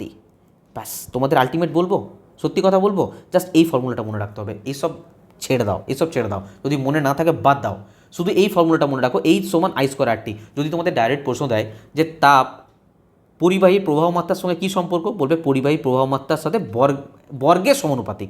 যদি বলে রোধের সঙ্গে কী সম্পর্ক, বলবে সমানুপাতিক। রোধ যত বাড়বে হিট তত বাড়বে। যদি বলবে টাইমের সঙ্গে তাপের কী সম্পর্ক, বলবে সমানুপাতিক সম্পর্ক। কোথাও না কোথাও এটা ফর্মুলা। দেখো অ্যাকচুয়ালি না, এটা তো হায়ার স্টাডি করবে, অ্যাকচুয়ালি এটা না কী হয়, সমানুপাতিক হিসাবে আসে I²RT। যখন সমানুপাতিক চিহ্ন ওঠে, নিচে একটা জে যায়, জের 4.2 মান আছে, তো অত কিছু জানার দরকার নেই এখানে। কিন্তু কেউ করো না যে স্যার ওটা বললেন না, কারণ তোমাদের সিলেবাসে নেই, জানার প্রয়োজন নেই, ঠিক আছে? যদি হায়ার স্টাডি করো সেক্ষেত্রে তোমরা পাবে, দরকার নেই এখানে। তোমরা শুধু সিম্পল কী মনে রাখবে বললাম, এইচ সমান আই স্কোয়ার আর টি। কোত্থেকে পেলাম সেটা আমি তোমাদের এখানে দেখিয়ে দিলাম, মনে রাখার প্রয়োজন নেই, আবারও বলছি। আচ্ছা, এখানে আমি আর একটা জিনিস তোমাদের বলবো, চলো দেখো, আমি এখানে পেলাম যে এইচ সমান আই স্কোয়ার আর টি। ঠিক আছে স্যার, ঠিক আছে স্যার। আমি আর সমান কি জানি স্যার, ভি সমান আই ইন্টু আর। আমি আর সমান লিখতে পারি ভি বাই আই। তো আমি এখানে এইচ সমান আই স্কোয়ার ইন্টু এই আর এর জায়গাতে আমি কি বসাতে পারি, ভি বাই আই। আরে বসাতে পারি কি পারি না, ইন্টু টি। এখানে একটা আই আর এখানে একটা আই কেটে গেল, তো কি পড়ে থাকবে, I into V into T. তো যদি কোথাও এইচের মান এটা দেয় তো ঘাবড়ে যেও না যে কী করে এলো, এইচ সমান আইভিটিও হয় বা ভিআই, তোমরা ভিআইপি বলো না, তো ভিআইটি মনে রেখো, V into I into T, একই ব্যাপার। হ্যাঁ, ভিআইটি আইভিটি যেটাই বলো না কেন, তো এলো কোথা থেকে না, এই থেকে, এখান থেকে এলো। ধরো কোনো জায়গাতে রোদ বলেনি, কোনো জায়গায় রোদ বলেনি, ধরো বিভব প্রভেদ বলে দিয়েছে, তড়িৎ প্রবাহ বলে দিয়েছে, সময় বলে দিয়েছে, তো তোমরা তাপীয় প্রবাহ বার করতে পারবে কি পারবে না, হ্যাঁ স্যার পারবো, সবগুলো গুণ করে দেবো। তো এই একটা ফর্মুলা তোমরা মনে রেখো 1 নাম্বার, আর এই একটা ফর্মুলা মনে রেখো 2 নাম্বার। আর এটা কোথা থেকে এলো তোমাদের আমি এখানে করে দেখিয়ে দিলাম। আরে ক্লিয়ার, বোঝা গেল? চলো দেখো, এত সুন্দরভাবে তোমাদের জন্য নোট নিয়ে এসেছি, তোমরা তাও লাইক করছো না, কমেন্ট করছো না। দেখো, তড়িৎ প্রবাহের তাপীয় ফল, কোনো পরিবাহীর মধ্য দিয়ে যখন বিদ্যুৎ প্রবাহিত হয় তখন পরিবাহীটি অভ্যন্তরীণ রোধের কারণে বৈদ্যুতিক শক্তির কিছুটা অংশ তাপ শক্তিতে রূপান্তরিত হয়। তোমাদের কাছে আওয়াজ যাচ্ছে কিনা জানি না, এখানে প্রচণ্ড আওয়াজ হচ্ছে। কোনো পরিবাহীর মধ্য দিয়ে যখন বিদ্যুৎ প্রবাহিত হয় তখন পরিবাহীটির অভ্যন্তরীণ রোধের কারণে বৈদ্যুতিক শক্তির কিছুটা অংশ তাপ শক্তিতে রূপান্তরিত হয় এবং পরিবাহীটি উত্তপ্ত হয়ে ওঠে, এটিকে তড়িৎ প্রবাহের তাপীয় ফল বলে। এইসব জানার দরকার নেই, যদি পড়তে চাও পড়তে পারো, এখানে নোট হিসাবে দিয়ে রেখেছি। ঠিক আছে, চলো দেখো, একটা কথা বলি, মানে কোথাও না কোথাও পরীক্ষাতে সিলেকশন না কিসের ওপর ডিপেন্ড করে জানো, তুমি কার কাছে গাইড নিচ্ছ তার উপরে ডিপেন্ড করে, সত্যি কথা বলতে। ঠিক আছে, সেই যদি তোমাকে ভুল গাইড করে থাকে, আমি যদি এখানে কেউ চোখ বন্ধ করে বিশ্বাস করো যে আমি সুকান্ত স্যারের কাছে পড়বো, আমি সায়েন্স ক্লিয়ার করে দেবো, যদি আমরা কেমিস্ট্রিটা স্টার্ট করতে পারিনি আমি সেটা মানছি, কিন্তু কোথাও না কোথাও যদি কেউ বিশ্বাস করে থাকো যে সুকান্ত স্যারের কাছে পড়বো আমি ক্লিয়ার করে দেবো, কিন্তু আমি তোমাদেরকে যদি কোনো ভুল ইনফরমেশন দিই বা পরীক্ষায় যে সমস্ত জিনিস দেয় তার বাইরে আমি অনেক কিছু পড়াতে শুরু করি, বিশ্বাস করো পুরো একটা স্টুডেন্ট মানে সে কোনো দিন চাকরি পাবে না, মানে অন্তত সায়েন্স যদি পড়ো সায়েন্স ক্লিয়ার করতে পারবে না। ঠিক আছে, তো কোথাও না কোথাও কি বলবো, নোটের উপরে না, মানে নোটের উপরে মানে এটা নয় যে তোমরা পিডিএফ ঝেড়ে পড়ে যাবে, আমি পিডিএফে বিশ্বাসী নই, কোথাও না কোথাও ইনফরমেশনের উপরে না অনেক কিছু ডিপেন্ড করে। ঠিক আছে, আমি যদি এখানে যাবতীয় যা ইচ্ছা তাই দিয়ে গেলাম, অনেক কিছু দিয়ে গেলাম, পরীক্ষাতে আসবে ধরো এই 3টে লাইন প্রথমে, তো এইগুলো দেওয়া মানে কি বলো তো, তোমাকে পরীক্ষা থেকে আমি দূরে নিয়ে যাচ্ছি। ঠিক আছে, তো আমি তোমাদের সেই জন্য বলে দিই যে এটা ইম্পর্টেন্ট নয়, এটা পড়তে হবে না। আমি এখানে যা কিছু নিয়ে আসি, এই বোর্ডের মধ্যে যা কিছু থাকে তার মধ্যে চেষ্টা করি যেটুকু তোমাদের এক্সাম ওরিয়েন্টেড শুধু সেইটুকুই দেওয়া, ফালতু কিছু ইনফরমেশন দিয়ে নিজেকে বিশাল কিছু প্রমাণ করে তো লাভ নেই। অ্যাকচুয়ালি তোমাদের সিলেকশন পাওয়ানোটা মেন ব্যাপার। ঠিক আছে, আর কন্টেন্ট সেই লেভেলের হওয়া দরকার যে কোনো টিচারের জন্য আমি মনে করি। চলো দেখো, এই জিনিসগুলো আমি তোমাদের বললাম, আলোচনা করছি না। আর একটা হচ্ছে এইচ সমানুপাতিক আই স্কোয়ার, একটা এইচ সমানুপাতিক আর, একটা এইচ সমানুপাতিক আর টি। তোমরা শুধুমাত্র এইটুকু মনে রাখবে, তোমাদের কাজ হয়ে যাবে, এইচ সমান আই স্কোয়ার আর টি, আর বাকি তোমাদের ওখানে সব বলে দিলাম আমি। ঠিক আছে, এটাই জুলের সূত্র। চলো এবার আমরা জানবো, এই যে তাপীয় প্রভাব পড়লাম, এটা পড়লাম, ওটা পড়লাম, অ্যাকচুয়ালি আমাদের জীবনে ব্যবহারিক প্রয়োগ কোথায়? আরে ব্যবহারিক প্রয়োগ কোথায় স্যার, ব্যবহারিক প্রয়োগ নেই? অবশ্যই আছে। আরে আমরা কি ব্যবহার করি, ইলেকট্রিক কেটেল ব্যবহার করি কিনা বলো, আমরা হিটার ব্যবহার করি কিনা বলো, হ্যাঁ আমরা কি ব্যবহার করি, ইস্ত্রি ব্যবহার করি কিনা বলো, আমরা টোস্টার ব্যবহার করি কিনা বলো, আমরা গিজার ব্যবহার করি কিনা বলো, এই সমস্ত কিছুতে আমরা কাকে পাবো, এই তড়িৎ প্রবাহে তাপীয় ফল পাবো। বোঝা গেল? তো গৃহস্থলী যে সমস্ত উত্তাপন যন্ত্র আছে, দেখো কি হয় জিনিসটা, এর মধ্যে না একটা তার থাকে, যে তারটাকে ধরো এই হিটার ইউজ করবে সেখানেও পাবে, বা এখানে যেটা এটাও এক ধরনের হিটার। ঠিক আছে, আমরা যখন গ্রামে থাকতাম তখন আমরা হিটার ইউজ করতাম, কি হতো না, এর ভেতরে না একটা নাইক্রোম তার থাকে, এর ভেতরে একটা নাইক্রোম তার থাকে। ঠিক আছে, এই নাইক্রোম তার কি হয় না, উত্তপ্ত হয়, উত্তপ্ত হয়ে হিট দেয়, কিন্তু গলে না। অ্যাকচুয়ালি ব্যাপারটা কি বলো তো, আমাদের যে ইস্ত্রি দিয়ে আমরা ইস্ত্রি করি, হ্যাঁ, বা গিজার জানো কিনা জানি না, গিজার জানো, হিটার আর গিজার কিন্তু এক জিনিস নয়। হিটার হচ্ছে তোমাকে হিট দেবে মানে ধরো যেমন আমরা গ্রীষ্মকালে এসি ইউজ করি, কী জন্য এসি ইউজ করি, ঘর ঠান্ডা করার জন্য। ঠিক সেই রকমই যখন আমরা হিটার ইউজ করি তখন আমরা শীতকালে হিটার ইউজ করি, কি ঘর গরম করার জন্য। গিজারে কিন্তু আলাদা কাজ, তারা কি করে জলটাকে গরম করে, ঠিক আছে। তো ভেবো না যে ঘরের মধ্যে আমি গিজার লাগিয়ে দেবো ঘরটা গরম হয়ে যাবে, তা নয়, এটা জল গরম করার জন্য লাগে। যদিও দুটোর একই ব্যাপার, যে তাপীয় প্রবাহ দৈনন্দিন জীবনে ব্যবহারের প্রয়োগের মধ্যেই দুটো পড়ছে, আলাদা কিছু নয়, কিন্তু ব্যবহার দুটো আলাদা বলছি, ঠিক আছে। অ্যাকচুয়ালি কি হয়, হিটারের মধ্যে না কি থাকে না, নাইক্রোম তার থাকে। এই নাইক্রোম তার হচ্ছে একটা কি বলতে পারো সংকর ধাতু। সংকর ধাতু কেন, দুটো ধাতু নিয়ে তৈরি হয়, একটা হচ্ছে নিকেল আর একটা হচ্ছে ক্রোমিয়াম। আরে মনে থাকবে, পরীক্ষায় আসবে এটা। নাইক্রোম তার কী দিয়ে তৈরি হয়, নাইক্রোম হচ্ছে নিকেল আর ক্রোমিয়াম দিয়ে তৈরি, একটা সংকর ধাতু। কি হয় অ্যাকচুয়ালি, একটা জিনিস মনে রাখো, এই যে নিকেল আর ক্রোমিয়াম এই দুটো যে দিয়েছে না, যখন এই দুটো মিলে আমি সংকর ধাতু তৈরি করব, কি বেরোবে না, নাইক্রোম। তো নিকেলের যে গলনাঙ্ক বা ক্রোমিয়ামের যে মানে রেজিস্টিভিটি বলতে পারো, বা গলনাঙ্ক রেজিস্টিভিটি দুটো জিনিস আলাদা, এক জিনিস নয়। আমি যদি রেজিস্টিভিটির কথা বলি, যে নিকেলের যে রেজিস্টিভিটি বা ক্রোমিয়ামের যে রেজিস্টিভিটি, এই দুটো যখন আমি একসঙ্গে মিশিয়ে দেবো না, যে নাইক্রোম তার বেরোবে, এই নাইক্রোম তারের রেজিস্টিভিটি আরও বেশি হবে, আরও বেশি হবে। আর নাইক্রোম তারের যে গলনাঙ্ক না, সেটা হাই মেল্টিং পয়েন্ট। মানে এটা নয় যে, কারণ কি, মানে আমি এটাকে উত্তপ্ত করছি, আমি এটাকে প্রচণ্ড উত্তপ্ত করছি, উত্তপ্ত করার পরে আমি সেই তাপটাকে নিয়ে কাজ করছি। তো বেশি উত্তপ্ত করলে তো নাইক্রোম তারটা গলে যেতে পারতো, ধর আমি লোহার তার দিলাম, লোহা তো একটা টেম্পারেচার পর গলতে শুরু করে দেবে না। তো আমার এই নাইক্রোম তারের মানে গলনাঙ্কটা সেই লেভেলের রাখতে হবে, যে লেভেলে আমি তাপ তো পাবো, কিন্তু আমার নাইক্রোম তাপ মানে গলবে না।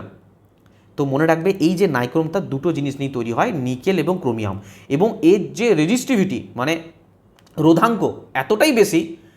আরে রোধাঙ্ক বেশি হলে কি হবে, আরে বলো, রোধাঙ্ক বেশি হলে কি হবে, বাদ দাও, রোধাঙ্ক ফলাঙ্ক যোগ করে দিলে আমরা বুঝতে পারবে না। তোমরা এইটুকু জেনে রাখো যে এটা নিকেল আর ক্রোমিয়াম, দাও সব ছেড়ে দাও, আমি আরেকবার রিপিট করছি।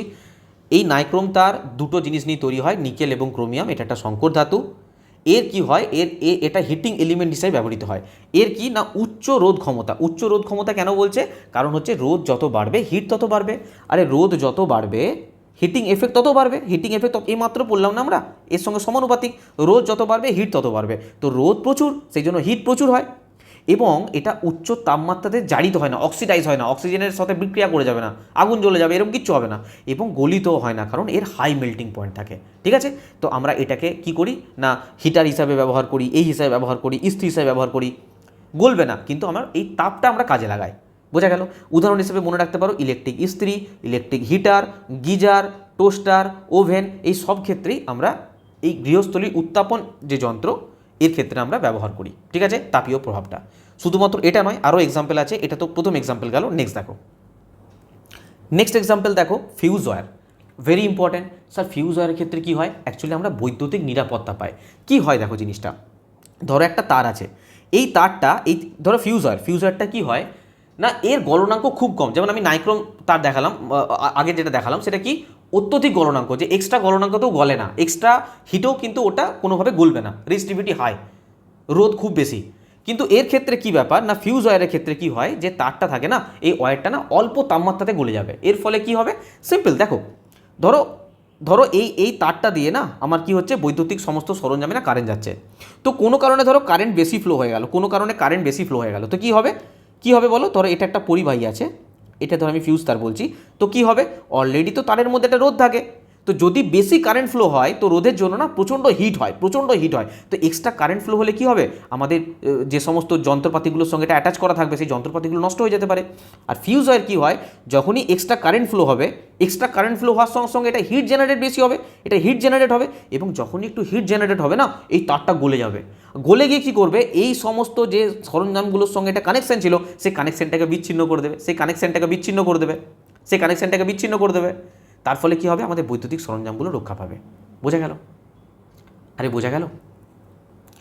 আর এই ফিউজ তার কী দিয়ে তৈরি হয়, দুটো জিনিস দিয়ে তৈরি হয়, টিন আর সীসা দিয়ে তৈরি হয়। হ্যাঁ, টিন আর সীসা দিয়ে, ঠিক আছে। আর মনে রাখবে, এর মেল্টিং পয়েন্ট খুব কম গলনাঙ্ক, একটু টেম্পারেচার পেলেই কিন্তু গলে যাবে, ঠিক আছে। চলো দেখো, এটাই বলেছে বৈদ্যুতিক নিরাপত্তা ব্যবস্থা পাই ইলেকট্রিক ফিউজ থেকে। ফিউজ হচ্ছে একটা সুরক্ষা ব্যবস্থা, যা তড়িৎ প্রবাহে তাপীয় ফলকে কাজে লাগিয়ে সার্কিটের অতিরিক্ত কারেন্টের হাত থেকে রক্ষা করে। কাজের নীতি কীরকম, ফিউজ তার নির্দিষ্ট ক্ষমতার থেকে বেশি প্রবাহ পেলে উৎপন্ন তাপ মানে H সমান I স্কোয়ার RT বাড়তে থাকে। এর ফলে কি হয়, যে উপাদানটা দিয়ে তৈরি, এর কম গলনাঙ্ক, মেল্টিং পয়েন্ট খুব কম, এবং নির্দিষ্ট রোধের সংকট তার, যেমন টিন আর সিসার মিশ্রণ দিয়ে তৈরি এটা। সুবিধা কি না, শর্ট সার্কিট বা ওভারলোডিং যখনই হয়, তাপমাত্রা যখনই বেড়ে যায়, তার ফলে কি হয়, ফিউজ তারটা গলে গিয়ে সংযোগ বিচ্ছিন্ন করে, ফলে ঘর বাড়ির মূল্যবান যন্ত্রাংশ অগ্নিকাণ্ডের হাত থেকে আমাদের বেঁচে যায়। তো মনে থাকবে ফিউজ তার সম্পর্কে। চলো নেক্সট দেখো, নেক্সট হচ্ছে ফিলামেন্ট। দেখো এই বাল্বের মধ্যে দেখবে যে পার্টটা জ্বলে, উজ্জ্বল হয়ে জ্বলে, এই পার্টটা জ্বলছে মানে কি, মানে উত্তপ্ত হওয়ার পর জ্বলছে। তো মনে রাখবে এইটা নিশ্চয়ই তাপ সেই লেভেলে সহ্য করতে হবে, তবে উজ্জ্বল হয়ে জ্বলবে। এই ফিলামেন্টটা না কী দিয়ে তৈরি, টাংস্টেন দিয়ে তৈরি হয়। ঠিক আছে, এর গলনাঙ্ক প্রায় প্রায় 3380 ডিগ্রি সেন্টিগ্রেডের মতো। ঠিক আছে, যে অল্প টেম্পারেচার পেলে গলে গেল তা কিন্তু নয়, গলনাঙ্ক খুব বেশি। তো যখন কারেন্ট ফ্লো হয় এটাই উত্তপ্ত হয় এবং এটাই আলো বিকিরণ করে। ঠিক আছে, সিম্পল জিনিস লেখা আছে, বিশাল কিছু রকেট সায়েন্স নেই এর মধ্যে। বৈদ্যুতিক আলো উৎপাদন, চিরাচরিত ফিলামেন্ট বাল্বে বিদ্যুৎ শক্তির সাহায্যে তাপ উৎপন্ন করে আলো তৈরি করে। উপাদান কি, ফিলামেন্ট হিসাবে টাংস্টেন ধাতু ব্যবহার করা হয়, এর গলনাঙ্ক খুব বেশি 3380 ডিগ্রি সেন্টিগ্রেড। কাজের নীতি কি না, পরিবাহীর মধ্য দিয়ে কারেন্ট গেলে ফিলামেন্টে অত্যন্ত উত্তপ্ত সাদা উত্তপ্ত হয়ে যায় এবং আলো বিকিরণ করতে থাকে। তো আমরা যে কটা এক্সাম্পল পড়লাম এখনও পর্যন্ত সবই তড়িৎ প্রবাহের তাপীয় ফল। প্রথমটা যেগুলো বললাম হিটার, গিজার, টোস্টার, ঠিক আছে, তো নাইক্রোম তার সম্বন্ধে জানলাম, ওটাও তো তড়িৎ প্রবাহের তাপীয় ফল। তারপরে যেটা পড়লাম ফিউজ তার, সেটাও তড়িৎ প্রবাহের তাপীয় ফল। এটা যেটা পড়লাম বাল্বের মধ্যে ফিলামেন্ট থাকে, উত্তপ্ত হয়ে সাদা আলো উৎপন্ন করে, এটাও তড়িৎ প্রবাহের তাপীয় ফল। তো এই এক্সাম্পলগুলো তোমরা মনে রাখবে। ওকে, যদি সব কিছু বুঝতে পারো তাহলে এই কোশ্চেনটার আনসার দিয়ে দেখাও তোমরা। চলো, যদি 4 ওহম রোধে প্রতি সেকেন্ডে 400 জুল করে তাপ উৎপন্ন হয়, তবে রোধকের মধ্য দিয়ে প্রবাহিত তড়িৎ প্রবাহ কত হবে বলো? সবই তো বুঝেছো তোমরা, তো এটাও বলতে পারবে আশা করি। সিম্পল ফর্মুলা লাগাও। আমরা ফর্মুলা কি জানি, এইচ সমান হচ্ছে আই স্কোয়ার RT, তাই তো? তো তড়িৎ প্রবাহ জানতে চেয়েছে, আয়ের মান জানতে চেয়েছে। ঠিক আছে, হিটিং এফেক্ট দিয়ে দিয়েছে, হিটিং কত দিয়ে দিয়েছে বলো? আরে কত জুল তাপ উৎপন্ন হয়, 400 জুল। ও হিটিংয়ের তোমরা জানো আশা করি, জুল হচ্ছে ইউনিট, এটা আমার বলা হয়নি। তড়িৎ তাপের যে ইউনিট হচ্ছে, তো এইচ যেটা তার ইউনিট হচ্ছে জুল। ঠিক আছে, তো 400 জুল।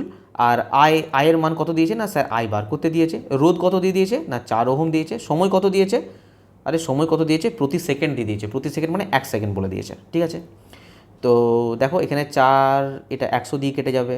তো আই সমান কি দাঁড়াবে, √100, মানে কোথাও না কোথাও 10। আরে 10 অ্যাম্পিয়ার, তো 10 অ্যাম্পিয়ার অ্যান্সার হয়ে যাবে, ডি হয়ে যাবে সঠিক অ্যান্সার। বলো করতে পারছো কি পারছো না, এই ধরনের প্রশ্ন আসবে। দেখো টেকনিশিয়ানের প্রশ্ন এটা। ঠিক আছে, চলো বলো এটা অ্যান্সার বলো। রোধের 4 ওহম রোধের একটা বৈদ্যুতিক গিজার প্রতি সেকেন্ডে 100 জুল তাপ উৎপন্ন করে, তো এর মধ্য দিয়ে প্রবাহিত তড়িৎ প্রবাহ কত হবে? ফর্মুলা লাগাও। স্যার এইচ সমান I square RT, formula simple. তো তড়িৎ প্রবাহ জানতে চেয়েছে, হিট কত দিয়ে দিয়েছে না 100 জুল। তো 100 জুল, এখানে জুল কেন লিখছে, 100 লিখলাম। আই স্কোয়ারের মান জানতে দিয়েছে, আর হচ্ছে 4 ওহম, আর সময় কত দিয়েছে প্রতি সেকেন্ডে বলেছে। তো এটাও একই কোশ্চেন কি না, এক কোশ্চেন তো নয়। 4 25 100, তো আয়ের মান কত দাঁড়াবে বলো, √25, মানে কোথাও না কোথাও 5 অ্যাম্পিয়ার হয়ে যাবে, রাইট অ্যান্সার। তো মারো এই অ্যান্সারে। ঠিক করতে পারছো আশা করি তোমরা। চলো বলো এটা অ্যান্সার বলো। ইস্ত্রি, electric toaster, electric oven, electric kettle, electric হিটারের মতো বৈদ্যুতিক সরঞ্জামগুলি তড়িৎ প্রবাহের কোন প্রভাবের উপর ভিত্তি করে তৈরি করে? এই মাত্র বললাম স্যার, তাপীয় প্রভাবের উপর, হিটিং এফেক্টের উপরে করে। ঠিক আছে, বলো নিম্নলিখিত গৃহস্থলী সরঞ্জামগুলির মধ্যে কোনটি তড়িৎ প্রবাহের তাপীয় প্রভাব ব্যবহার করে না? না লেখা আছে কিন্তু মাথায় রাখবে। ইলেকট্রিক উনুন বা হিটার, হ্যাঁ স্যার ব্যবহার করে। ইলেকট্রিক ওয়াটার হিটার, বলো ওয়াটার হিটার মিন্স গিজার বলতে পারো, এটা ব্যবহার করে।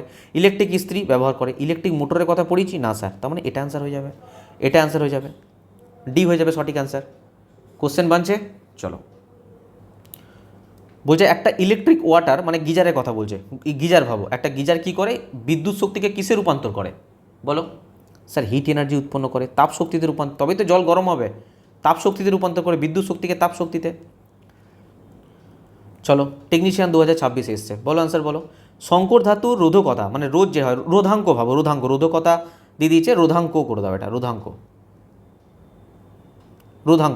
সাধারণত এর উপাদান ধাতুগুলির তুলনায় বেশি হয়। আমি তোমাদের এইমাত্র বললাম যে নাইক্রোম যে হয়, নাইক্রোম যে দুটো উপাদান দিয়ে তৈরি, তার থেকে নাইক্রোমের রোধাঙ্ক আরও বেশি হবে। ঠিক আছে, তো এবং এই ধর্মটি সংকর ধাতুকে ড্যাশের জন্য উপযুক্ত করে তোলে বলো? তাপন উপাদান, মানে কোথাও না কোথাও আমাদের যে তাপীয় ফলগুলো পড়ছিলাম, সেই তাপীয় ফল আমরা অ্যাপ্লাই করতে পারবো। তাপীয় উপাদান, তাপন উপাদান বা তাপীয় উপাদান, যেমন নাইক্রোম এর জন্য ঠিকঠাক করে দেয়। আচ্ছা, একটা জিনিস বলো, এখানে টাংস্টেন কেন হলো না স্যার? টাংস্টেনে তো পড়লাম। আরে টাংস্টেন কেন হবে? কেন হবে? কারণ আমার রোদ কোথায় বেশি দরকার? আমার টাংস্টেনের জন্য রোদের প্রয়োজন আমি বললাম একবারও না স্যার, বললাম না। সার্কিট ফিউজে রোদ দরকার বললাম না। এখানে কোথাও না কোথাও রোদ প্রয়োজন, রোধাঙ্ক বেশি হতে হবে। রোধাঙ্ক যত বেশি হবে তত কি হবে না, হিট জেনারেট হবে, কারেন্ট বেশি ফ্লো হতে পারবে না, হিট জেনারেট করবে। বোঝা গেল? আর আমাদের হিট জেনারেটের ফলে কি কাজ হয় না, আমাদের নাইক্রোম তারের, যেমন আমাদের গিজারের ক্ষেত্রে বলো, আমাদের ইস্ত্রির ক্ষেত্রে বলো, আমাদের টোস্টারের ক্ষেত্রে বলো, আমাদের হিটারের ক্ষেত্রে বলো, আমরা কি ইউজ করি? নাইক্রোম তার। তো নাইক্রোম তারের প্রথম শর্ত হচ্ছে যে রোধাঙ্ক প্রচুর বেশি হবে, তার ফলে তো হিটটা বেশি হবে। তো আমার এটা এক্সাম্পল হবে। টাংস্টেন করে দিও না ভুল করে, এই কোশ্চেনটা খুব ভালো প্রশ্ন দিয়েছে, ঠিক আছে? টাংস্টেন কিন্তু করে দিও না ভুল করে। এটা হবে না বোঝা যাচ্ছে, কিন্তু এই প্রথম দুটো কিন্তু তোমরা কনফিউজ হয়ে যাবে। স্যার তাপীয় প্রবাহ পড়িয়েছে মানে ওটা অ্যান্সার হবে। দেখো 2026-এ টেকনিশিয়ানের প্রশ্ন দিয়েছে, ঠিক আছে? চলো, বলছে নিম্নলিখিত যন্ত্রগুলির মধ্যে কোনটি কাজের 2025 আসার প্রশ্ন? তড়িৎ প্রবাহে তাপীয় প্রভাব ব্যবহার করে না, না লেখা আছে কিন্তু। 2025-এর প্রশ্ন বলো। ইলেকট্রিক ফিউজ, হ্যাঁ স্যার পড়িয়েছে, করে। ইলেকট্রিক ইস্ত্রি, হ্যাঁ স্যার করে। ইলেকট্রিক মিক্সার গ্রাইন্ডার, আরে করে। আরে বলো ইলেকট্রিক মিক্সার গ্রাইন্ডার কি করে? না, এটা করে না, এটা আনসার হয়ে যাবে। তাপীয় প্রভাবের সঙ্গে এর কি সম্পর্ক? এ তো ঘোরে, শুধুমাত্র কাটাকাটি করে, ভেতরে যা ঢোকাবে সব কেটে যাবে মিক্সার গ্রাইন্ডারে। ইলেকট্রিক গিজার, হ্যাঁ স্যার এটাও তাপীয় প্রভাবের ফলে করে। তো এগুলো সবই হবে, শুধুমাত্র কোনটা হবে না বলো? ইস্ত্রি, ফিউজ, গিজার সব হবে, সি হয়ে যাবে এখানে সঠিক অ্যান্সার। ওকে, চলো। তো আমাদের তড়িৎ প্রবাহের তাপীয় ফল সম্বন্ধে আশা করি তোমাদের মনে আর কোনো ডাউট নেই। আমরা ডিটেলসে পড়েছি, একদম সূত্র ফর্মুলা থেকে শুরু করে সমস্ত কিছু পড়েছি এবং প্রিভিয়াস ইয়ার কোশ্চেন দেখেছি কীভাবে কি আসে না আসে। এরপর আমরা যে টপিকটা পড়বো সেটা হচ্ছে বৈদ্যুতিক ক্ষমতা, ঠিক আছে? বৈদ্যুতিক ক্ষমতা একদম সিম্পল কথায় শোনো। একটা বৈদ্যুতিক সার্কিটের মধ্য দিয়ে যে হারে বৈদ্যুতিক শক্তি খরচ করে বা অন্য কোনো শক্তিতে রূপান্তরিত হয় সেটাই হচ্ছে আমার বৈদ্যুতিক ক্ষমতা। বা বলতে পারো যে একক সময়ে একটা, ধরো টি সেকেন্ড সময়, সাপোজ ধরো টি সেকেন্ড সময়, একক একটা সময়ে বৈদ্যুতিক কাজের যে পরিমাণ সেটা হচ্ছে বৈদ্যুতিক ক্ষমতা বলতে পারো, একটা একক সময়, ঠিক আছে? দেখো এখানে সিম্পল না, সত্যি কথা বলতে ফর্মুলা মনে রাখতে হবে, সিম্পল ফর্মুলা মনে রাখতে হবে, ঠিক আছে? ফর্মুলা কি মনে রাখবে? পাওয়ার, ক্ষমতা, এটা সমান হচ্ছে ওয়ার্ক যে কার্য যে করছে এবং কি হারে কার্য করছে। আরে ওয়ার্ক পাওয়ার এনার্জি তোমরা পড়েছো না? ওটা পরে নিয়ে এরপরে পড়াবো অবশ্যই। তো ওয়ার্ক পাওয়ার এনার্জিতে আমরা দেখবো যে কাজ, যে হারে আমরা কাজ করছি সেটাই হচ্ছে আমার কি? পাওয়ার, ক্ষমতা। তো মনে রাখবে পি সমান হচ্ছে ওয়ার্ক বাই টাইম, ঠিক আছে? আচ্ছা, এই যে ওয়ার্ক, এই ওয়ার্কের ইউনিট কি? জুল।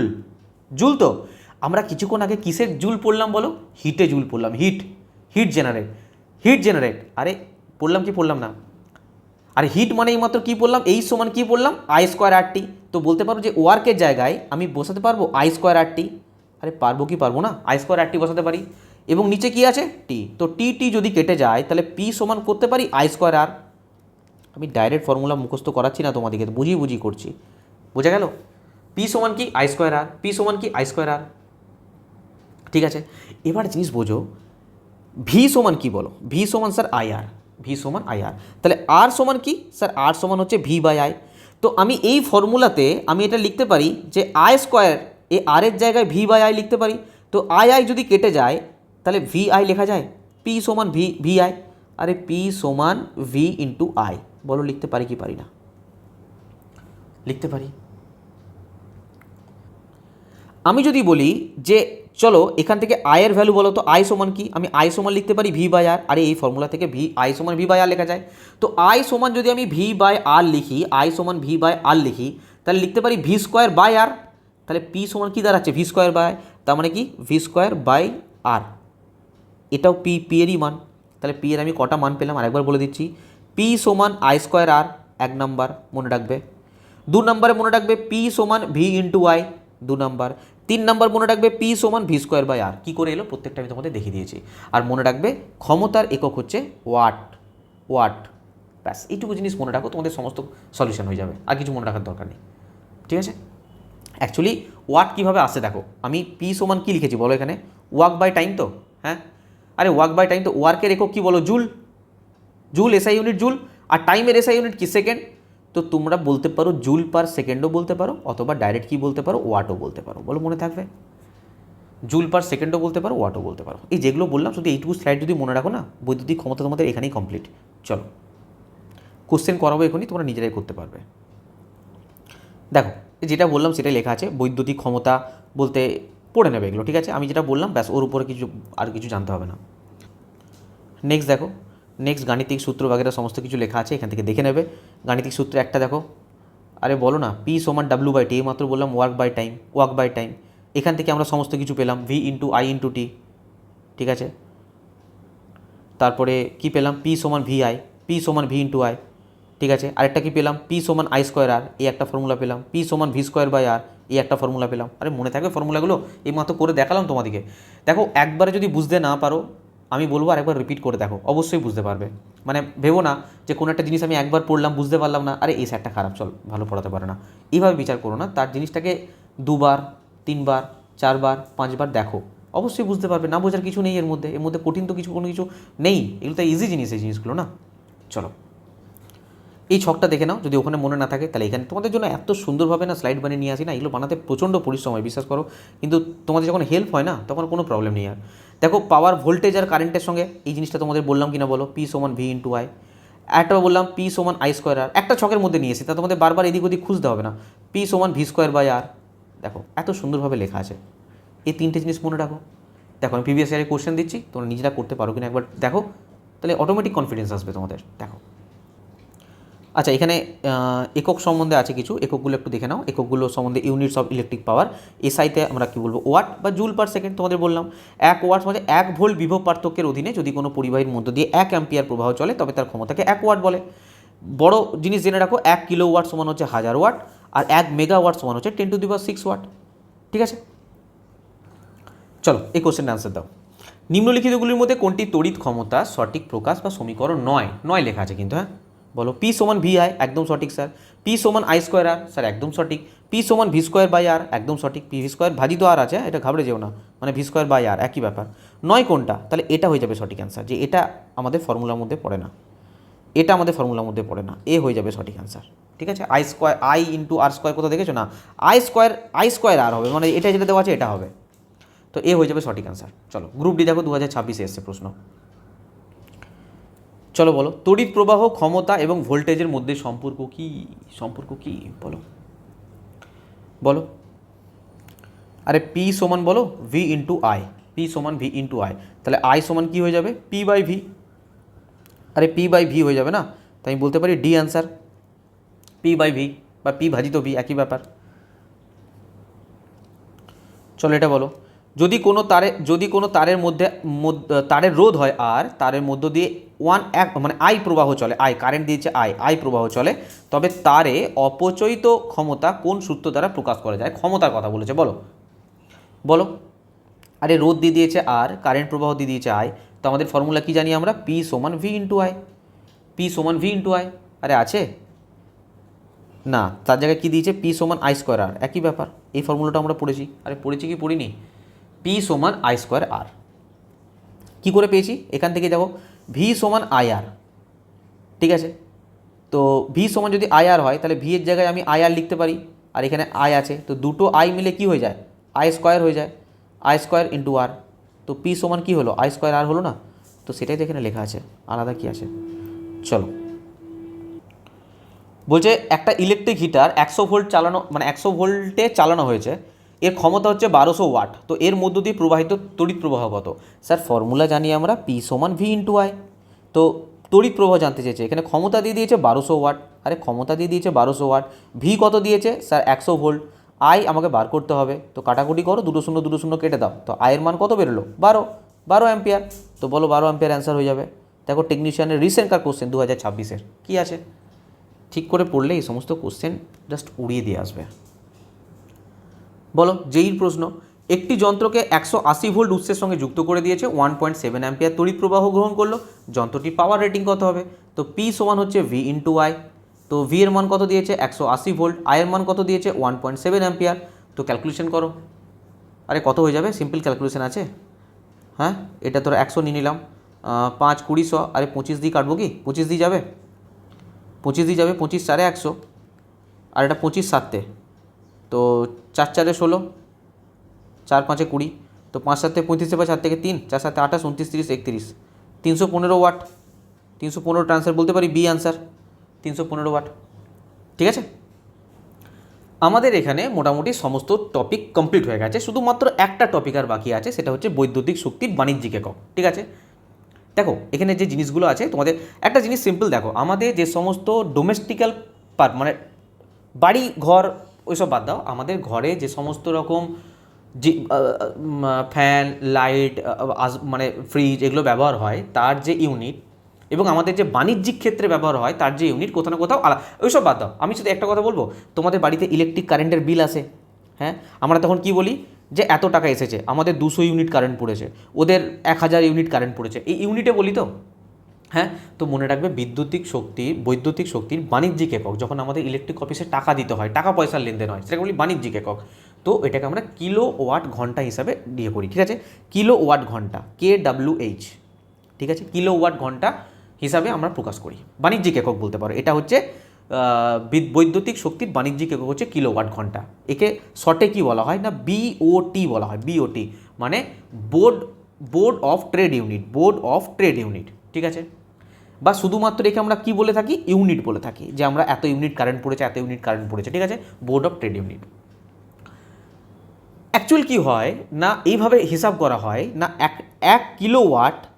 এক কিলোওয়াট কোনো একটা বৈদ্যুতিক ক্ষমতা সরঞ্জাম আছে, ধরো একটা লাইট আছে, ফ্যান আছে, কুচবি না, 1 কিলোওয়াটের কোনো একটা সরঞ্জাম যদি 1 ঘন্টা এক টানা চলে, তখন যে বিদ্যুৎ শক্তি খরচ হয় সেটাকে আমরা কি বলি 1 ইউনিট বা 1 কিলোওয়াট ঘন্টা, এটাকে আমরা কি বলে থাকি 1 ইউনিট। আবার বলছি 1 কিলোওয়াটের কোনো একটা বৈদ্যুতিক যন্ত্র, 1 কিলোওয়াটের কোনো একটা বৈদ্যুতিক যন্ত্র 1 ঘন্টা যদি এক টানা চলে, আমরা বলি যে 1 ইউনিট কারেন্ট পড়েছে, বা এটাকে বলতে পারো 1 কিলোওয়াট ঘন্টা। বোঝা গেল? যদি 1 কিলোওয়াটের কোনো একটা বৈদ্যুতিক সরঞ্জাম 2 ঘন্টা চলে, তাহলে কি বলবো 2 ইউনিট কারেন্ট পড়েছে। আরে বোঝা গেল? যদি 1 কিলোওয়াটের কোনো একটা যন্ত্র 3 ঘন্টা চলে, আমরা কি বলবো 3 ইউনিট কারেন্ট পড়েছে। ঠিক আছে, আচ্ছা, এটা বার করার একটা ফর্মুলা আছে, যে আমাদের কত মানে আমাদের যে ইউনিটটা আসছে, আমাদের বাড়িতে যে কতগুলো ফ্যান লাইট আছে, কত ওয়াটের আছে, এটা বার করার একটা ফর্মুলা আছে। চলো আমি নেক্সট স্লাইডে ওটা তোমাদের দেখাই। দেখো, আমি তোমাদের বললাম যে 1 কিলোওয়াট আওয়ার, এর মানে কি বলো? তোমরা বলবে স্যার 1 কিলোওয়াট ইন্টু 1 ঘন্টা, এটাই তোমরা বলবে। আচ্ছা, 1 কিলোওয়াট মানে আমি বলতে পারি 1000 ওয়াট, 1 কিলোওয়াট মানে বলতে পারি 1000 ওয়াট, আর 1 ঘন্টা মানে আমি কি বলতে পারি 3600 সেকেন্ড। আরে বলতে পারি কি পারি না? পারি। আমি এটাও বলতে পারি, যখন আমি গুণ করে দিই যদি, তাহলে বলতে পারি 3 কটা শূন্য আছে, এখানে 2টো আর এখানে 3টে, তো আমি বলতে পারি 36 × 10⁻3। আচ্ছা বাদ দাও 1 2 3 4 5, এই ওয়াট ইন্টু সেকেন্ড একসঙ্গে আমরা কি বলতে পারি জুল বলতে পারি। কি বলতে পারি? জুল। আর এটাকে আমি এইভাবেও লিখতে পারি, কটা শূন্য আছে 3 2 5, আমি এখানে একটা পয়েন্ট দিয়ে দিলাম, ধরো 3.6 করে দিলাম, তার মানে এখানে কত হয়ে যাবে বলো 10⁻6 জুল। তো আমি এটাকে এভাবেও ডিনোট করতে পারি যে 1 কিলোওয়াট আওয়ার মানে হচ্ছে 3.6 × 10⁻6 জুল। যদি বলো যে স্যার এটা বার করার ফর্মুলা কি, যে আমার কত কারেন্ট পড়েছে না পড়েছে, ইউনিট বার করার কি ফর্মুলা, ইউনিট বলো বা কিলোওয়াট আওয়ার বলো, একই ব্যাপার, 1 ইউনিট বলে দাও বা 1 কিলোওয়াট আওয়ার বলে দাও, ব্যাপার একই। কি করব, সিম্পল টোটাল কত ওয়াট আমরা দেখব, তার সাথে কত ঘন্টা চলেছে আমরা দেখব, এবং তার সঙ্গে 1000 দিয়ে আমরা কি করে দেবো, সিম্পল ভাগ করে দেবো। বলো বোঝা গেল? 1000 দিয়ে কেন ভাগ করছি না, কিলোওয়াট করার জন্য, নাহলে এটা যেটা বেরোবে সেটা শুধুমাত্র ওয়াটে বেরোবে। দেখো, আমাদের বাড়িতে ধরো একটা ফ্যান আছে, সাপোজ কথা বলছি 50 ওয়াটের, একটা লাইট আছে ধরো 30 ওয়াটের, একটা ফ্রিজ আছে ধরো 500 ওয়াটের, ঠিক আছে। এই ওয়াটটা কোনটা হবে না, টোটাল যে ওয়াট ধরো 530 আর 580 ওয়াট, তো এখানে ধরো 580 ওয়াটটা বসে যাবে। ধরো এটা চলেছে 2 ঘন্টা, এটা চলেছে 3 ঘন্টা, এটা চলেছে 10 ঘন্টা, টোটাল যোগ করে যে ঘন্টাটা হবে সেই ঘন্টাটা আমার এখানে বসে যাবে, আমরা সিম্পল 1000 দিয়ে ভাগ করে দেবো। ঠিক আছে, আমি একটা কোশ্চেন দিচ্ছি তোমাদের, তোমরা কোশ্চেনটা করো, তাহলে তোমাদের কনফিউশন দূর হয়ে যাবে। দেখো, তার আগে যেগুলো বললাম এবার তোমাদের দেখিয়ে দিই, তোমরা সিম্পল পড়ে নেবে, এগুলো আমি রিপিট করছি না। বৈদ্যুতিক শক্তির বাণিজ্যিক একক, ঠিক আছে, BOT যেগুলো বললাম সেগুলোই লেখা আছে এখানে, অন্য কিছু কোনো ব্যাপার নেই। 1 কিলোওয়াট সমান 1000 ওয়াট, এগুলো তোমরা সিম্পল পড়ে নেবে এখান থেকে। নেক্সট দেখো, যে সম্পর্কগুলো বললাম সেগুলি তোমাদের লেখা আছে। 1 কিলোওয়াট সমান এটা 1 কিলোওয়াট ইন্টু 1 আওয়ার, 1 কিলোওয়াট মানে 1000 ওয়াট, 1 ঘন্টা মানে 3600 সেকেন্ড, এখান থেকে এটা এলো, এখান থেকে এটা এলো। তোমরা এটা মনে রাখবে 1 কিলোওয়াট সমান 3.6 × 10⁶ জুল। আর এটা বার করার ফর্মুলা কি, এই ফর্মুলাটা মনে রাখবে, ওয়াট ইন্টু আওয়ার বাই 1000। ওকে, আচ্ছা আরেকটা ছোটো জিনিস আছে তোমাদের বলে দিই, এটা তোমাদের পরীক্ষায় আসবে না, সিলেবাসে নেই, তাও আমি বলে দিচ্ছি। যন্ত্রের পাওয়ার রেটিং, ধরো কোনো একটা যন্ত্রের গায়ে লেখা আছে যে 220 ভোল্ট 100 ওয়াট, আরে তোমরা বাজার থেকে কিছু নিয়ে এলে, তার মধ্যে ধরো একটা লাইট আছে বা একটা ফ্যান আছে, তার মধ্যে লেখা আছে 220 ভোল্ট 100 ওয়াট, এর মানে কি? এর অর্থ হচ্ছে যন্ত্রটিকে 220 ভোল্ট উৎসের সঙ্গে যদি যুক্ত করা হয়, এটি প্রতি সেকেন্ডে 100 জুল পরিমাণ বৈদ্যুতিক শক্তি খরচ করে আলো বা তাপে রূপান্তরিত করবে। এটা বোঝা গেছে? চলো বলো এই কোশ্চেনের অ্যান্সার বলো তোমরা। চলো, বলছে 400 ওয়াট রেটিংযুক্ত একটা বৈদ্যুতিক রেফ্রিজারেটর প্রতিদিন 8 ঘন্টা চলে, প্রতি কিলোওয়াট আওয়ার হিসাবে 3 টাকা হিসাবে এই তড়িৎ যন্ত্রটি 30 দিন চললে যে শক্তি খরচা করবে। ঠিক আছে, মানে 1 ইউনিটের মূল্য বলে দিয়েছে 3 টাকা, পাতি কথা হচ্ছে এটা। তো 30 দিন যদি চলে কত টাকা খরচা করবে বলো। আমরা ফর্মুলা কি জানি না স্যার, ইউনিট সমান হচ্ছে ওয়াট মানে কত ক্ষমতা ইন্টু আওয়ার বাই 1000। তো আমাকে সিম্পল বলো এখানে আমার ওয়াট কত আছে বলো, কত ওয়াট? স্যার ওয়াট এখানে দিয়ে দিয়েছে সিম্পল 400 ওয়াট, ঠিক, পাওয়ার দিয়ে দিয়েছে 400 ওয়াট। কতক্ষণ চলেছে না, 8 ঘন্টা করে চলেছে ডেলি। কতক্ষণ চলেছে, যদি আওয়ারের কথা বলি কতক্ষণ চলেছে, 8 আওয়ার চলেছে। ঠিক আছে স্যার 8 আওয়ার চলেছে, কিন্তু 8 আওয়ার করে চলেছে প্রত্যেক দিন। আরে কতদিন চলেছে স্যার, 30 দিন চলেছে, তাহলে এর সঙ্গে কি 30 গুণ হবে না? তাহলে বলতে পারি টোটাল 240 ঘন্টা, বা আমি 30 × 8ই রাখলাম, যে এত ঘন্টা টোটাল চলেছে। আরে এত ঘন্টা টোটাল চলেছে, ঠিক আছে। তো আমি এখানে দেখো, আমি এখানে ওয়াটের জায়গায় কি বসাবো? স্যার ওয়াট হচ্ছে 400 ওয়াট, তো বসাও 400 ওয়াট। কতক্ষণ চলেছে না, 8 × 30 এতক্ষণ চলেছে, তো 8 × 30 বসাও বাই 1000। তো দেখো 3টে শূন্য কেটে যাবে, 2 আর 1 3টে, তার মানে এখানে কত আসছে, 3 8 24, 24 4 96। আরে 96 ইউনিট, 96 ইউনিট। এবার দেখো 1 ইউনিটের খরচা কত, 3 টাকা। আরে প্রতি কিলোওয়াট আওয়ার মানে কি, মানে 1 ইউনিট, 1 ইউনিটের খরচা হচ্ছে 3 টাকা। তাহলে 96 ইউনিটের খরচা কত হবে, 96 × 3, 3 6 18 8, হাত থেকে 1, 3 9 27 থেকে 28, মানে 288 টাকা। বলো 288 টাকা বেরো। এটা কিন্তু তোমাদের এনসিআরটিতে আছে, হ্যাঁ, তো আমি ওই কোশ্চেনটাই তোমাদের করে দিলাম। তো 288 টাকা হয়ে যাবে রাইট আনসার। জাস্ট তোমরা এই ফর্মুলাটা মনে রাখবে, ঠিক আছে। আরে বোঝা গেল, সিম্পল জিনিস, এর মধ্যে কোনো বিশাল কিছু ব্যাপার নেই। ওকে, তোমরা দেখে নেবে, এখানে তোমাদের এনসিআরটি থেকে আছে, যেটা আছে সেটা তোমাদের বলে দিলাম, এখানে পড়ো না পড়ো কোনো ব্যাপার নাই, আমি টোটালটাই তোমাদের বলে দিয়েছি। চলো, এখানে তোমাদের পুরো চ্যাপ্টার হয়ে গেল কি কমপ্লিট, তোমাদের পুরো চ্যাপ্টারটা কমপ্লিট হয়ে গেল। ঠিক আছে, ক্লাস কেমন লাগলো বলো? আমরা ইলেকট্রিসিটি পুরো চ্যাপ্টার পড়ে ফেললাম। যারা প্রথম দিন থেকে পড়ছো তাদের কোনো ব্যাপার নয়, তারা রিভিশন দিচ্ছ, ক্লাস নাম্বার 1 2 পড়েছো, আজকে 3 নাম্বার ক্লাস পড়বে, দারুণভাবে বুঝতে পারবে, কোনো প্রবলেম হবে না। যদি ডাইরেক্ট কেউ 3 নাম্বার ক্লাসে আসো তাহলে তোমাদের বুঝতে কোথাও না কোথাও সমস্যা হবে, সেই জন্য আমি পরপর সিকোয়েন্সে ভিডিওগুলো দেখার জন্য বলি। ঠিক আছে, তো ক্লাস কেমন লাগলো অতি অবশ্যই জানাবে। এটা একটা ভালো চ্যাপ্টার ছিল, খুব ভালো চ্যাপ্টার। অনেকেই চ্যাপ্টারটা তোমরা ভয় পাও, আশা করি 3টে ক্লাস দেখার পর তোমাদের মন থেকে ভয় ভীতি, আমরা প্রিভিয়াস ইয়ার কোশ্চেন দেখলাম কেমন এসছে না এসছে, ঠিক আছে, তো আশা করি তোমাদের কোনো অসুবিধা হবে না। হ্যাঁ, আমি নেক্সট টাইম যখন পড়াবো, যদি এরপরে কোনো দিন ব্যাচ নিয়ে আসি বা তোমাদের ইউটিউবে পড়াই বা যাই পড়ে, যদি হাতে সময় থাকে, এটা যে লেভেলের পড়ালাম তার থেকে চেষ্টা করবো আরও ভালোভাবে পড়ানোর, বাস আর কিছু না। এটা অবশ্যই ভালোভাবে পড়িয়েছি, তোমাদের আশা করি আর কিছু ফলো করার প্রয়োজন পড়বে না, তোমরা যদি এটাকে ভালো করে রিভিশন দাও। ওকে, আর তোমাদের জানিয়ে রাখি যে আমাদের ব্যাচ আছে, যদি চাও নিতে পারো, নাহলে এখান থেকেই পড়তে পারো ফ্রি অফ কস্টে, কোনো ব্যাপার নেই। ঠিক আছে, সমস্ত ইনফরমেশন আমি তোমাদের এখানে দিচ্ছি, খাতার মধ্যে নোট বানাও সুন্দরভাবে। হ্যাঁ, ব্যাচে গেলে তোমরা পিডিএফ বাগেরা সমস্ত কিছু পেয়ে যাবে, কোনো ব্যাপার না, কিন্তু আমি বলবো যে খাতার মধ্যে হ্যান্ড রিটিন নোট বানাও, পরিষ্কার, মানে পরীক্ষার সময়তে তোমাদের সেই নোটটা এত হেল্প করবে রিভিশনের টাইমে এক্সামের টাইমে খুব হেল্প করবে। ঠিক আছে, আর তোমাদের বলে রাখি আমাদের কারেন্ট অ্যাফেয়ার্স 1 জুলাই 2025 থেকে 1 জুলাই 2026 পর্যন্ত আপডেট করা আছে। যদি কেউ চাও নিতে পারো, মাত্র 99 টাকা প্রাইস আছে। স্পিডি পাবলিকেশনের Bangla topic wise plus onliner সম্পূর্ণ বাংলা ভাষায় পেয়ে যাবে। ওকে, আমাদের প্রিভিয়াস ইয়ারের সমস্ত বই এবং পিডিএফ অ্যাভেলেবেল আছে 2016 থেকে 2026 পর্যন্ত, সায়েন্সের এবং ম্যাথের। আর যদি এর সঙ্গে কেউ কারেন্ট অ্যাফেয়ার্স স্ট্যাটিক জিকে দুটো কেউ একসঙ্গে নাও, তাহলে 199 টাকায় পেয়ে যাবে। নেওয়ার জন্য আমাদের সিম্পলি এই নাম্বারে হোয়াটসঅ্যাপ করবে, কিউআর কোড দিয়ে দেবো, পেমেন্ট করে স্ক্রিনশট দেবে, আমি তোমাদের হোয়াটসঅ্যাপে সমস্ত কিছু দিয়ে দেবো। কোর্স চাইলে কোর্সও অ্যাড করে দেবো, পিডিএফ চাইলে পিডিএফ দিয়ে দেবো, সমস্ত কিছু এই হোয়াটসঅ্যাপের মাধ্যমে তোমাদের হয়ে যাবে। আদারওয়াইজ তোমরা আমাদের এক্সাম গ্র্যাভিটি অ্যাপ্লিকেশন লিঙ্ক দেওয়া আছে, ইনস্টল করতে পারো এবং ওখান থেকে সমস্ত কিছু কোর্স বা পিডিএফ নেওয়ার জন্য স্টাডি মেটেরিয়াল যাবে, বই নেওয়ার জন্য বুক সেকশনে যাবে, পেড কোর্স থেকে তোমরা ডাইরেক্ট কোর্স নিতে পারো। ওকে, আর যদি কোথাও কোনো রকম কোনো কোয়ারি থাকে বা কিছু থাকে, তোমরা এই নাম্বারে কল বা হোয়াটসঅ্যাপ করবে। ওকে, আর ক্লাস কেমন লাগছে বলো, আশা করি তোমাদের ক্লাস ভালো লাগছে, তোমাদের জন্যই আমি সমস্ত কিছু নিয়ে আসছি।